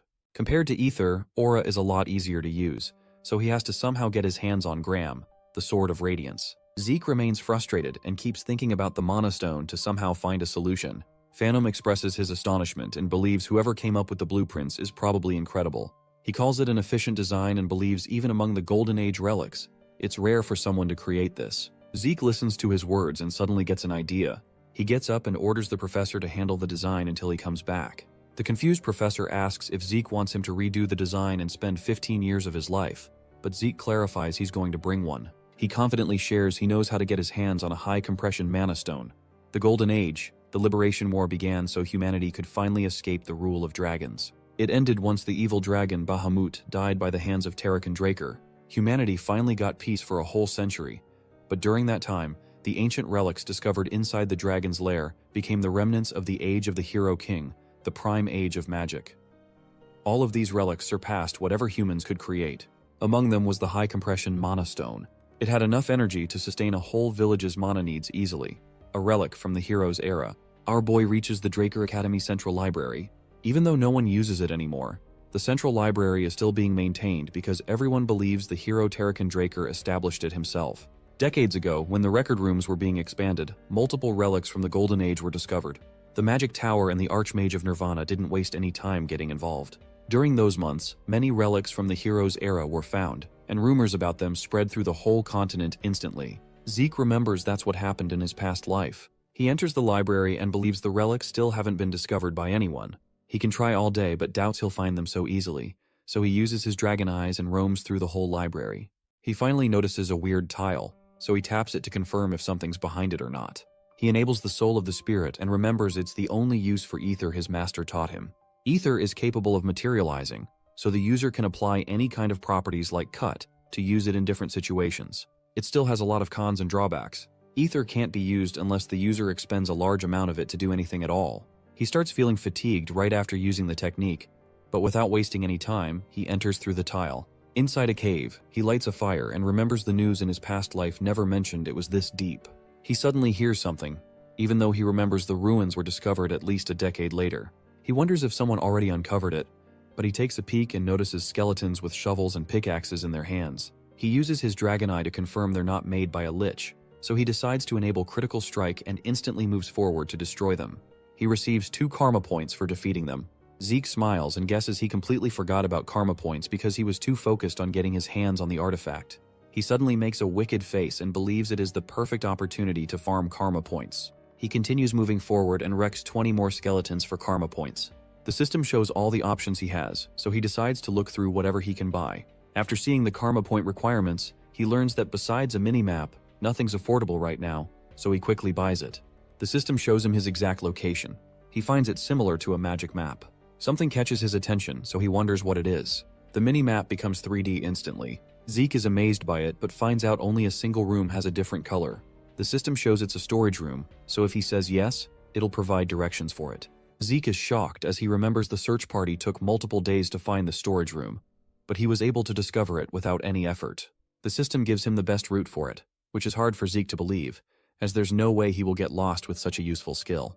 He finally reaches his destination but finds a huge door in front of him. He wonders what he's supposed to do now since the door is not going to open up with just a simple push. He tries it anyway, but a weird magic repels his hand. He guesses this is why the Archmage of Nirvana and the Magic Tower were involved. He looks at his burning glove and believes he would have lost a hand back there. He doubts he can open it, so he asks the system. It replies and connects with the security device because of his request. The system tries but fails, so it activates the manual device instead. Zeke gets shocked and asks to confirm if it really just replied back. The system answers positively, which leaves him stunned. He decides to use it and demands an answer for why he got regressed. The system has nothing to say, so he questions the administrator system. The system has no answer again, so he throws another question and asks who developed the system. He gets no answer once more, so he becomes frustrated and gives up. Zeke orders it to just open the door, so the system confirms his request and opens the door of the Dragon Slayer's storage room. Zeke feels astonished as soon as he lays eyes on the chests inside the room. Just like what happened in his past life, all the chests are filled with valuable relics and treasures. Obtaining any of them in ruins is nothing more than a miracle. He goes through all the chests and finally finds the compression mana stones. He finds 4, so he uses a karma point to expand his inventory and keep one. He doesn't have enough storage, so Zeke decides to someday return once he can take everything with him. He thinks it's enough, but as soon as he's about to leave, our protagonist gets a weird, ominous feeling. So he looks back and, out of nowhere, multiple magic circles appear around him and teleport him somewhere else. The magic circle that suddenly surrounded Zeke Draker's body made him falter. Upon opening his eyes, he noticed that his surroundings had changed. So he hurriedly asked the system where he was. It promptly replied that he was currently in the home of the Dragon Slayer. In his past life, he had never heard of such a room filled with coffins in the newsletter. Opening the minimap, he discovered that he was not far from the previous room he was in. But no matter how he looks at it, there isn't any path connecting to the home of the Dragon Slayer. If that's the case, there's a strong possibility that this is a hidden area that's never been discovered or documented before. Deciding to make the most of the bizarre situation, he ran to one of the coffins and opened its concrete lid. Lying inside was a medieval armor laid to rest. According to the system, it's a Dragon Slayer exclusive equipment. Zeke grabbed the armor and noticed the wear and tear all over its surface. Upon closer inspection, he determined that this Dragon Slayer equipment is different from armors hailing from the Golden Age. On its back, he found some sort of circular hole. Connecting the dots, he reckoned that this hole must be connected to the loot he just retrieved a minute ago. Zeke accessed his storage and summoned one of the high compression mana stones. He can't afford to let such an interesting opportunity pass by. As soon as he inserted the ancient relic, the system notified him of the successful installation of the mana battery in the Dragon Slayer equipment. The entire armor set lit up as it activates. Seeing this, Zeke smiled in anticipation. This discovery could be huge. A second later, the armor started tweaking out like a crackhead. His optimistic anticipation quickly turned to frightened surprise. The whole armor set exploded, filling the room with smoke. According to the system, an overload caused an equipment failure, stopping the activation. It even warned him of the imminent explosion, but the warning was a tad bit too slow. The system apologized for the late notice. Thankfully, it didn't cause much harm.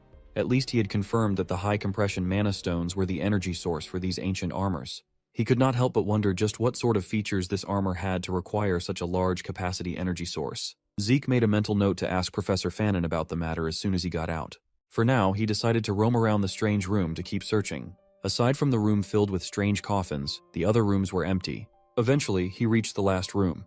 Like the ones that he searched for beforehand, it was a huge and empty space. That was until he saw a glass cube situated in the middle of the room. A system prompt appeared before his eyes, and his eyes almost bulged out of their sockets. He started sweating. All he can think of is how batshit crazy Tarakan Draker really was. The cube in the last room was none other than the founder's legacy. It is the heart of the cursed light dragon, Bahamut.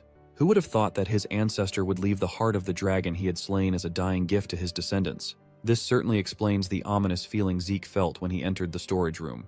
But compared to the dark presence from before, the heart of Bahamut is emitting something different. As soon as the system informed him that the heart of the cursed light dragon was reacting to his presence, Zeke felt the dark presence surround him. He heard a voice inside his head, a voice filled with vitriol telling him that he had no other choice. A voice screaming that he should kill them all. Before his mind was totally consumed by the dark presence, his indomitable mental defense kicked in. Snapping out of the brief trance, he felt a sharp pain in his head. For a brief moment, something overtook his mind. Its presence still lingered in his body, turning one of his eyes pitch black. Feeling the gravity of the situation, he felt fearful of the cube housing the dragon's heart. Still reeling from almost getting possessed, the system gave him an urgent quest called Tarakan Draker's Test. He must defeat the strong curse ingrained in Bahamut's heart. The dark presence flared up once more, and when his indomitable mental defense tried to cleanse the effects, the reliable class skills activation failed for the first time. With that, the overpowering murderous thoughts consumed his brain. The voice telling him to kill them all became louder and more powerful than ever. Both of his eyes turned black as the voice demanded to be accepted. If he does accept, it promises that he will be free. Through sheer willpower, Zeke regained a semblance of control and smashed his head against the glass cube as hard as he could. The pain allowed him to clear his mind. He smiled as blood dripped all over his face. Zeke is not a fan of that annoying and murderous mumbling at all. This dumbass voice swore to give him freedom, but he firmly believes that freedom is not given. Freedom is won. The glass cube shattered into a million pieces as he successfully overcomes the Light Dragon's curse, completing the urgent quest. As a reward, he has been granted ownership over Tarakan Draker's dying gift. The mental fatigue quickly caught up with him. If he didn't have the willpower after his skill failed, the situation could have been a lot worse. His body sensed the damage and triggered his healing factor and infinite stamina to recover. With that, the absorption process for the heart of the cursed light dragon, Bahamut, has started. He looked up to see the heart shining with vigorous light as it floated over to his chest. A domineering power filled his flesh and bones, causing unimaginable agony. As far as he can tell, a pure and dense source of mana he had never encountered before is starting to flow into every cell in his body. This is bad news for someone like him who doesn't have a single circle to properly accept such an intense torrent of mana. Without a place to be stored, all that mana is overwhelming and destroying his body in the most unbearable manner. Zeke knows he has to do something, anything, or this process could be his end. With a skillful sleight of hand, he summoned the purple ether. Using the spirit of the soul, he created a mini black hole to seal the unimaginable quantity of mana. With an extremely limited array of skills in his arsenal, he reckoned that using ether was his only hope. Zeke gritted his teeth as he poured all of his concentration to maintain the ether hole seal in his hands. This eventually caused a massive explosion of magic. With him as the epicenter, the entire room was filled with thundering smoke. The explosion opened a massive crater. Fortunately, Zeke is still in one piece. All the nerve endings in his body are screaming with torturous pain. As soon as the pain started subsiding, he sighed in relief. It was tough, but he managed to make it out alive. His uniform was torn up, and on his chest appeared the mark of Bahamut. The heart inside the shattered glass cube had vanished. Bahamut's mana was no joke. It's a miracle that he survived, thanks to his quick thinking. From the shattered remains of the cube, he saw the reflection of the mark on his chest. It seems like the sealing of Bahamut's rampaging mana yielded some surprising results. Finally, the system notified him of the successful absorption of the cursed light dragon's heart. The absorbed mana has drastically changed his body. His constitution has been changed from ordinary to divine. Upon detection of a power that he can't control as of yet, the system compressed and sealed 95% of its force. As the inheritor of the ancestor's legacy, he has obtained the right to open Tarakan Draker's secure library. The beginner quest book has been unlocked, along with the tutorial for the low-level administrator. Zeke scratched his head. A divine body, Tarakan's library, some sort of tutorial. He has no clue what the hell all these things are. Still confused, he dismissed all the prompts except for one. It looks like the first Dragon Slayer was feeling generous in his deathbed all those centuries ago. A prompt asking him if he would like to open Terracon Draker's other dying gift appeared before his eyes. Just when he thought he couldn't be more surprised, Zeke finally laid his eyes upon Terracan's second gift. Upon finishing his brush with death in that forsaken room, Zeke made his way back to the Platinum Mansion. He stored the treasures he looted in a secure spot while his eyes were fixated on the system prompt in front of him. His title has changed to the one who received the blessing of the ancient dragon. The inheritor of Terracon Draker, he gained the authority of dragon control and the divine body constitution. Among the new additions in his arsenal, he was most curious about the draconian skill called incantation. This locked skill will fill his words with power. He gained a lot after that close call with the afterlife, but he's still too weak to fully utilize some of the rewards. Draconic control gives him control over Dragonkin. Dragons under his control can be summoned and will follow his orders unconditionally. As for the divine body, it will allow him to perform at the highest level. His rate of learning for combat and the transfer rate of ether within his body have increased. The descriptions aren't really helping him grasp the whole picture, so maybe some practical tests would. Aside from the ancestor's second dying gift, there's another window related to Terracon. While he has been granted access to Terracan Draker's secure library, an information update is still needed. As helpful as ever, the system offered to mark the location where he could obtain the update on his minimap. Zeke is not happy with the extra work, but it can't be helped. Much to his surprise, he recognized the location marked on his minimap. From the appearance of the layout, it looked like Valhalla.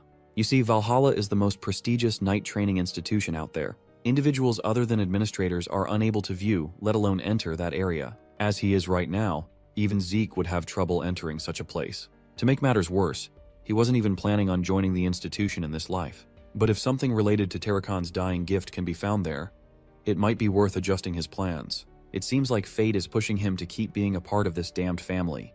The next thing he parsed through is the beginner quest book. The tutorial for low-level administrators will soon start. Upon completion, he will be given a quest to boost his growth. With quests come rewards. Zeke likened this quest system to the missions from an adventurer's guild or mercenary assignments. Curious, he asked the system what the tutorial entailed. Without giving him any time to respond, the start of the quest was automatically triggered. His surroundings started to shift. It was as if reality itself was changing before his eyes. A few seconds later, he found himself in what appeared to be a separate dimension. Grid lines appeared below his feet, and endless darkness surrounded him. The young man remained calm. He looked around to get an idea of where he was. It seems like he has been teleported like before. Being transported against his will twice in a day is crazy. But it feels a little different this time. Instead of a physical plane, it feels like the entire area has shifted. It's like he was rendered in a completely different dimension.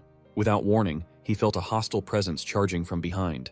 Turning around, he saw orcs lunging at him with their spiked clubs. Finally, the system explained that for the tutorial quest, he must defeat the monsters within 60 minutes using 2 or more different skills. Upon completion, he will be rewarded with points and system store unlock. While still in thought, his battle senses kicked in, and a sword materialized in his hand. It seems like this tutorial is creating situations where he can take advantage of the system.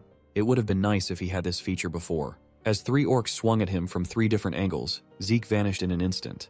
The attacks caused the entire tutorial area to ripple. With quick succession, he activated swift steps and continuous slash to evade and counter appropriately. These types of monsters are no longer a threat to him. He can simply dice their body up without exerting much effort. He noticed that the claymore he'd been using felt light as a feather. This boost in raw strength must be one of the effects of having a divine body constitution. He reckoned that with a stronger physical form, he should be able to easily defeat a purple knight now. After one-shotting the tutorial orcs, he returned to where he was before as the separate dimension dissipated. He wondered if that was just an illusion, even though it felt incredibly real. Aside from the completion of the tutorial, he gained a critical bonus and a time bonus. All in all, his quest reward amounted to an easy 40-point gain and access to the shop category. He was extremely pleased to find out that he can now buy items through the system. Zeke hurriedly opened the shop tab and saw a bunch of amazing items for sale. Among the wares were the giant's flesh, the breath of a flame giant, and many more. Every item listed is a rare relic that costs a fortune to buy in the market. Maybe he can use this tab to make a killing by reselling the items. Aside from buying, he can also sell items in his possession within the inventory. His training claymore can't be sold, but the elven dagger is priced at 4 points. By the looks of it, the shop only accepts ancient relics. His elven dagger can be sold for an easy 100 gold pieces in an auction, yet it's only worth 4 points for the system. He decided to not sell anything unless he's really desperate for points. With that, he exited his personal training room to call it a day. A lot has happened within the past 24 hours, so it looks like he'll get a good night's sleep tonight. The very next day, Zeke headed for the Draker Academy's research center to meet Professor Fanon. The magic professor couldn't believe that this kid really managed to find a high-compression mana stone within a single day. When asked how he obtained the stone, Zeke refused to explain as it would be too complicated to do so. He hadn't even finished the tea in his cup, and Professor Fanon had already finished tweaking the power source. The magic nerd really is incredible at his job. Even if the professor tried to hide it, Zeke could sense that he was feeling suspicious. Every time a high-compression mana stone is found within the continent, they are registered in a variety of ancient texts. It's used to keep track and manage the ownership of such expensive mana stones. By checking the registration number, the current owner and the location where it was found can be determined. However, the mana stones in Zeke's possession are unregistered. No matter how hard you look, it won't be listed on the Central Continent's registration encyclopedia. Professor Fanon's valid skepticism instead of blind belief is valuable. His judgment and skill are the real deal. Zeke reckoned that such a talented person should not rot in a place where he won't be recognized. Finally, the professor tried activating the design, leading us back to Papnir's breath. Upon completing the design, they handed the apparatus to the blacksmith of the soul, Gallion Halbert. Zeke and Professor Fanon watched the master blacksmith at work. His workshop shined with various intricately constructed magic circles. The look of pure joy on Gallion's face now that he can finally realize his dream of making weapons up to his standards has come true is infectious. Zeke and Fanon are witnessing history in the making. After the successful demonstration, Professor Fanon bade them farewell to attend a lecture. Gallion is filled with gratitude for Zeke's help. He thought he would never get to see a completed magic brazier in his lifetime, but making a deal with the young man was the best thing he had ever done. Since Zeke lived up to his part of the agreement, it's time for Gallion to do the same for him. Of course, the blacksmith is eager to return the favor. Zeke pulled a material out of his bag and presented it to Gallion. One look and the blacksmith immediately knew what he was holding. Inside the lavish case was a dragon's fang. Among the many rewards of inheriting Tarakan's will is Bahamut's sharpest fang. The blacksmithing maniac salivated at the sight of such a big dragon's fang in pristine condition. Tarakan Draker's second dying gift really was the perfect reward. From the heart to the fangs, that ancestor of his must have really loved collecting priceless stuff. Suddenly, Gallion started trembling. Tears and snot flowed down his face, confusing Zeke. He made the magic brazier a reality, and now he's giving this humble craftsman a chance to forge a weapon made with dragon's fang. Gallion vowed to thank him by making a weapon that would exceed his every expectation. The blacksmith of the soul swore upon his name to create a blade worthy of Zeke, even if it cost his life. Those words were oddly familiar. It was the same vow he had sworn upon in the previous life. Even at Zeke's second chance in life, Gallion is still the same sincere idiot. That fact made Zeke a little emotional inside.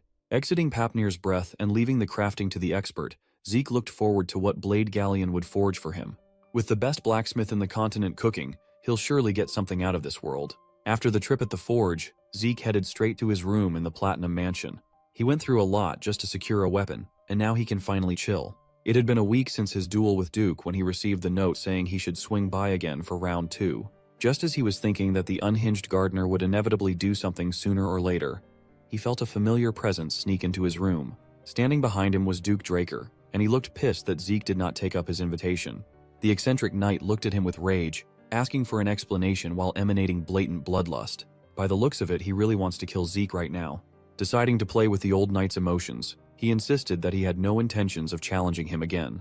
Duke Draker closed the distance between the two of them in a split second and demanded to hear the truth. Zeke struggled to free himself from Duke's grasp. Before he could make a move, the crazy bastard threw him out of the open window. Caught off guard, Zeke felt his body falling victim to gravity. His room is situated on the higher floors of the mansion, so falling was undoubtedly dangerous. At this height, he might just die before his passive heal could kick in. Panicking, he tried to grab onto the edge of the balcony. Before he could grab hold of the ledge, Duke's hand gripped him by the throat with excessive force. The old knight refuses to believe that the kid does not know what he really meant by that letter. Zeke kept on avoiding him on purpose. First in the treatment room, and this time too. It's almost as if he's deliberately irritating Duke. When he was done with his games, Duke gave him 5 seconds to spill the beans and tell the truth instead of horsing around. Zeke smiled and argued that Duke hadn't even revealed his true identity to him, still insisting that he was just a gardener. Yet here he is, demanding honesty. As soon as he saw the absence of fear in the young man's eyes despite the countdown, Gardenkeeper Dexter loosened his grip and smiled. The old knight threw him back inside the room like a rag doll bouncing on the floor. It wrecked the room, but Zeke's sturdy body didn't sustain any serious damage. Gardenkeeper Dexter admitted that Zeke had a point. He offered his hand to help the young man get back up and confessed that he was once a Black Knight of Draker. Zeke feigned surprise even though he already knew the man's identity from putting together the information he had been previously given. He started acting his ass off and wholeheartedly apologized for disrespecting an esteemed member of the family and an honorable Black Knight. Still skeptical, Duke asked if this was Zeke's plan all along. The young man continued to shamelessly play dumb. Taking advantage of this rare chance, Zeke asked why Lord Duke calls himself a former Black Knight. Refusing to elaborate, the old knight just asserted that he no longer carries the title. While it's common knowledge that one can rise through the ranks, Zeke didn't know that one could drop down too. Still refusing to play along with his incessant questions, Duke put his foot down and changed the topic. Zeke noticed the old knight's trembling hand and dropped his personal inquiries. Since Lord Duke was honest enough to reveal his real identity, Zeke decided to also share the truth. He got on his knees and confessed that he already knew of Duke's identity, and that he was deliberately trying to bother Duke to become an official apprentice. Surprisingly, the old knight smiled, seemingly amused by the young man's boldness. For that, the Gale Knight finally decided to accept him as an official apprentice. Zeke was shocked that securing a powerful teacher would be that easy. He thought he would have to go through more hoops. He reckoned that he better accept the offer before this fickle old man changes his mind. Resolutely bowing before Duke Draker, he formally stated his intention to become an apprentice to the Knight of Knights. He swore to bring honor upon his master's name, to follow his master's orders to gain wisdom and power. Duke was quite surprised that the kid knew of the apprentice's vow, which most of the new generation had forgotten. Zeke added that culture is a necessary virtue of a knight. However, he wanted to ask his new master one more thing. Duke is not comfortable being called a master, but he honored the kid's request. Zeke then asked what made Duke accept him as an apprentice when he was notorious for not accepting any students. Only Andre, the genius of the century, became this old man's apprentice after years of asking and pleading. Though Zeke has a general idea of why, he still wants to hear it through Duke's own words. He reckoned that the old knight must have seen a potential that surpassed that of Andre during their duel. Duke smiled and asked him to take a guess. Zeke candidly answered that he was accepted for being a genius of the family. Duke just laughed at his confidently wrong answer. If he was picking an apprentice based on raw potential, Duke would have chosen that girl from the Tarun family. But he picked Zeke purely based on his tenacity. Talent is not the only thing a person needs to reach the level of red or even black knights. In reality, talented individuals rarely face any serious issues in their lives. As a result, most of them easily fall in the face of adversity, snuffing out their talent and life in the process. After living through a whole lifetime of hard work and adversity, Zeke could not agree more. Most praise geniuses who were projected to reach the level of a red knight not only fail to reach the expectations put on them, but most of them get stuck at the level of blue knights. After answering, Duke stood up and put a stop to their chit-chat. Right now, he wants to take his new apprentice for his first lesson. The two made their way to the empty western greenhouse gymnasium. Zeke didn't even know that there was a gym underneath the greenhouse. Duke simply ordered him to run around the track, and he's been racking his brain to figure out what his new master has been planning ever since. 3 hours have elapsed since he started, and Duke just continues to observe him wordlessly. Finally, Duke yelled at him to stop and threw him a question. Zeke gladly stopped his jog and asked what his master wanted to know. Before he could react, Duke's hulking body had already appeared behind him. The old knight's hand aimed for Zeke's arm, and the young man instinctively reacted to parry the grab. His battle sense kicked in, and every fiber of his being made him retreat to a safe distance. Duke failed to grab hold of his hands and arm, but the brief moment of contact nearly ruined his special glove. The old knight asked his student if he had a problem with pulse checking. Zeke knew damn well that this sly old bat wasn't just planning to check his pulse. Duke knew something was off with this kid right from the very start. When they fought in the infirmary, when they dueled in the greenhouse, and even after running around the track for 500 laps, Duke did not sense a single drop of aura from the boy's body. He even reacted suspiciously as soon as Duke got close to his wrist. So, the former Black Knight outrightly asked Zeke if he was incapable of using aura. The question prodding at his biggest secret shook Zeke to the bone. Duke had done his research. He saw the bronze statue. He was also aware of the uproar over the never-before-seen golden light that Zeke triggered.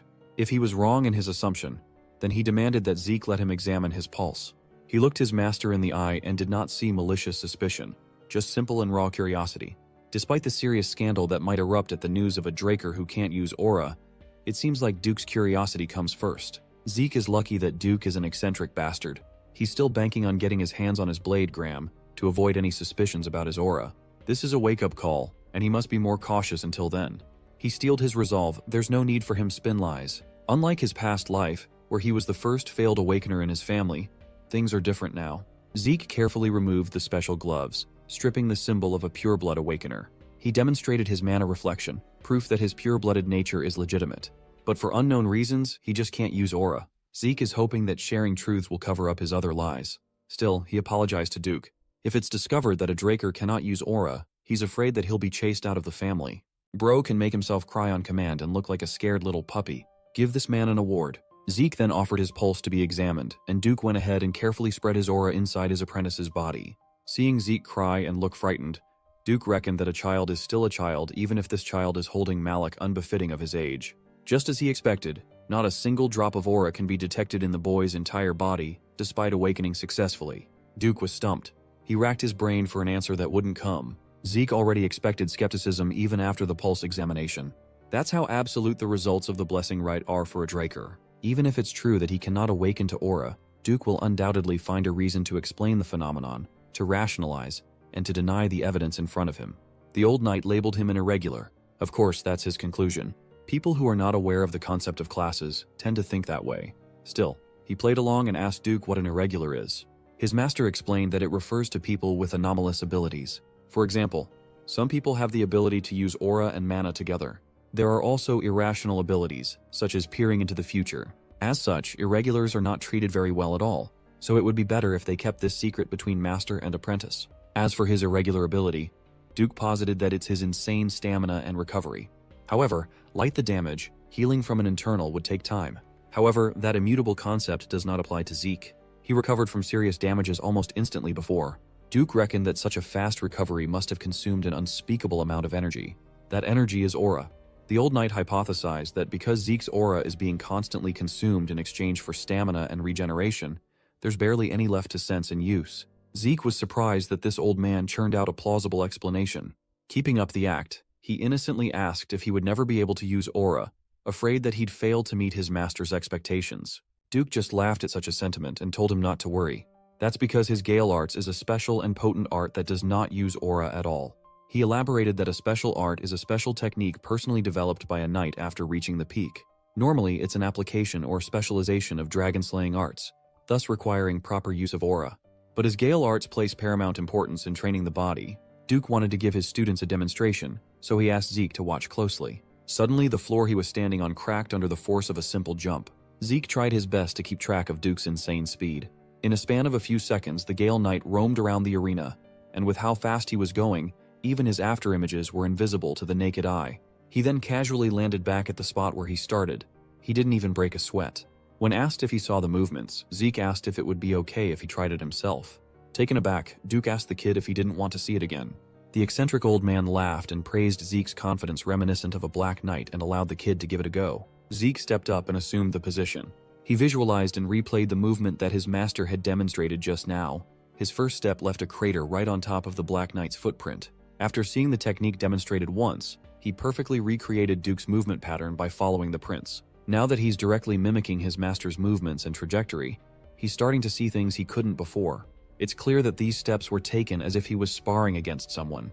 Some patterns indicated attacking, dodging, closing distance, and creating distance. Each and every step has their specific purpose. With the final position filled, Zeke steadily decelerated.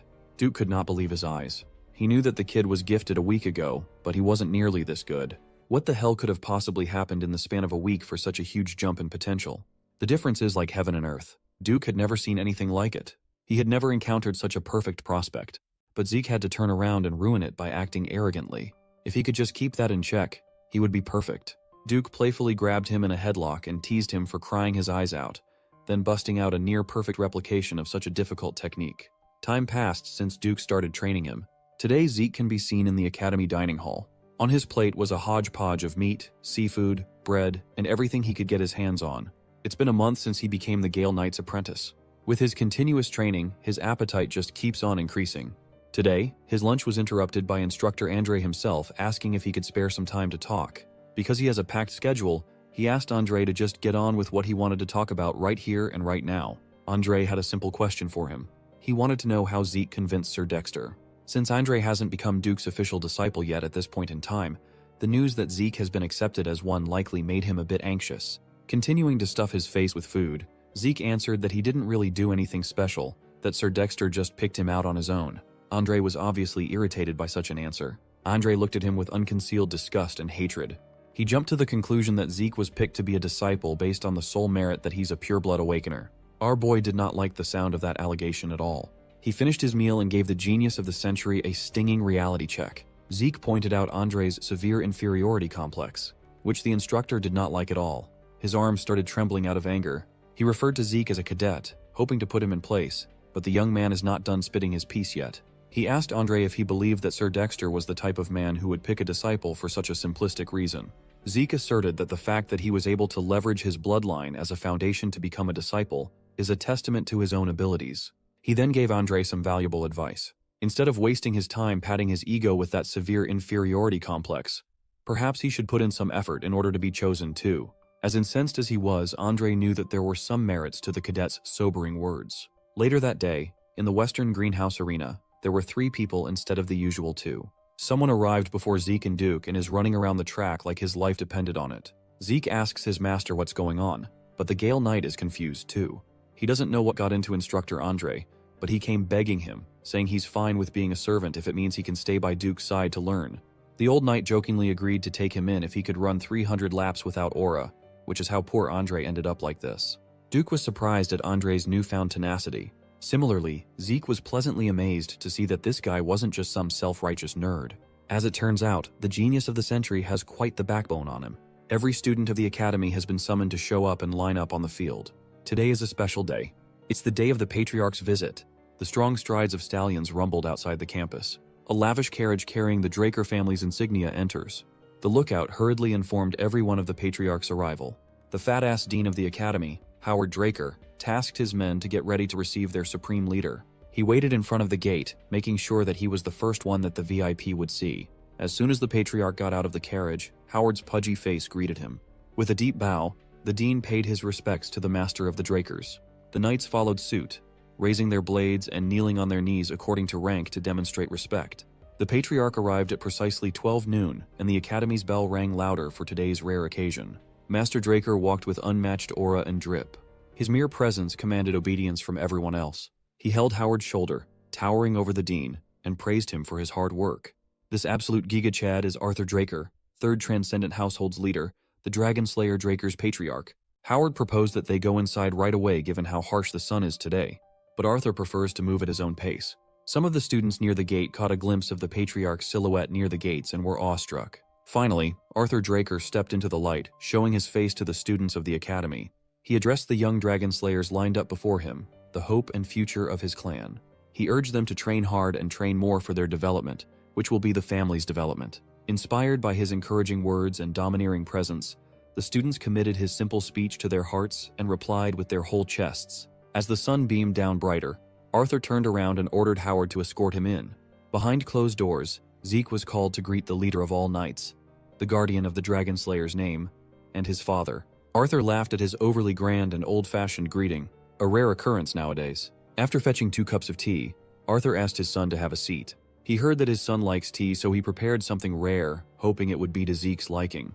While this seems like a sweet gesture of a father, Zeke only saw it as his every move down to his preferences being reported back to the higher-ups.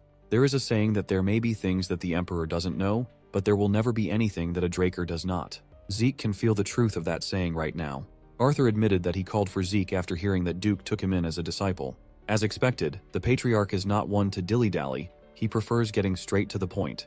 Zeke downplayed the whole thing, insisting that Duke is doing him a great favor. While Arthur is not sure of his son's goal, continuing to follow Duke's teachings should paint a bright future. Zeke cut his father off and asserted that his goal was to become the strongest man on the continent. Hearing such a lofty goal sparked some sharpness in Arthur's eyes. Zeke added that he will become stronger than everyone else so that he can live just as freely. That is his goal, and he will do everything to get there. He looked at his father's face, unable to interpret how the Patriarch was feeling. Arthur deliberately leaked some of his aura and bloodlust. If his youngest plans to become the strongest, that means he is aiming to surpass even his father. Zeke realized that he might have made a mistake. He was way too enthusiastic to blurt out such sentiments. He felt a palpable chill running down his spine. Swirling around the room is the presence of Astral Sword. It is said to give the user power over all living beings within its effective radius. It is widely regarded as the pinnacle of aura usage that only full-on Black Knights can reach. Arthur looked at his youngest son, a hint of amusement visible in his eyes. Zeke chose to stand on his ground and doubled down on his goal. He admitted that he plans to surpass even his all-powerful father while trying his best to resist the Astral Sword. Hearing his resolve, the Patriarch seemed pleased with his will. Arthur quietly dispelled his astral sword while calmly sipping his tea, lifting the pressure from Zeke's body. He admitted that what Zeke said just now was the most interesting thing he had heard in ages. Arthur actually came to this place to support both the academy and his youngest son. But now that he's seen how much Zeke had grown, maybe that won't be enough. He rummaged inside his intricate suit to retrieve something. Zeke thought that other Black Knights like Duke were already at the pinnacle, someone impossibly strong. But his father was on a whole other level. Arthur slid a black card across the table. The card bears the Draker insignia. This is Arthur's gift to Zeke for becoming Duke's disciple.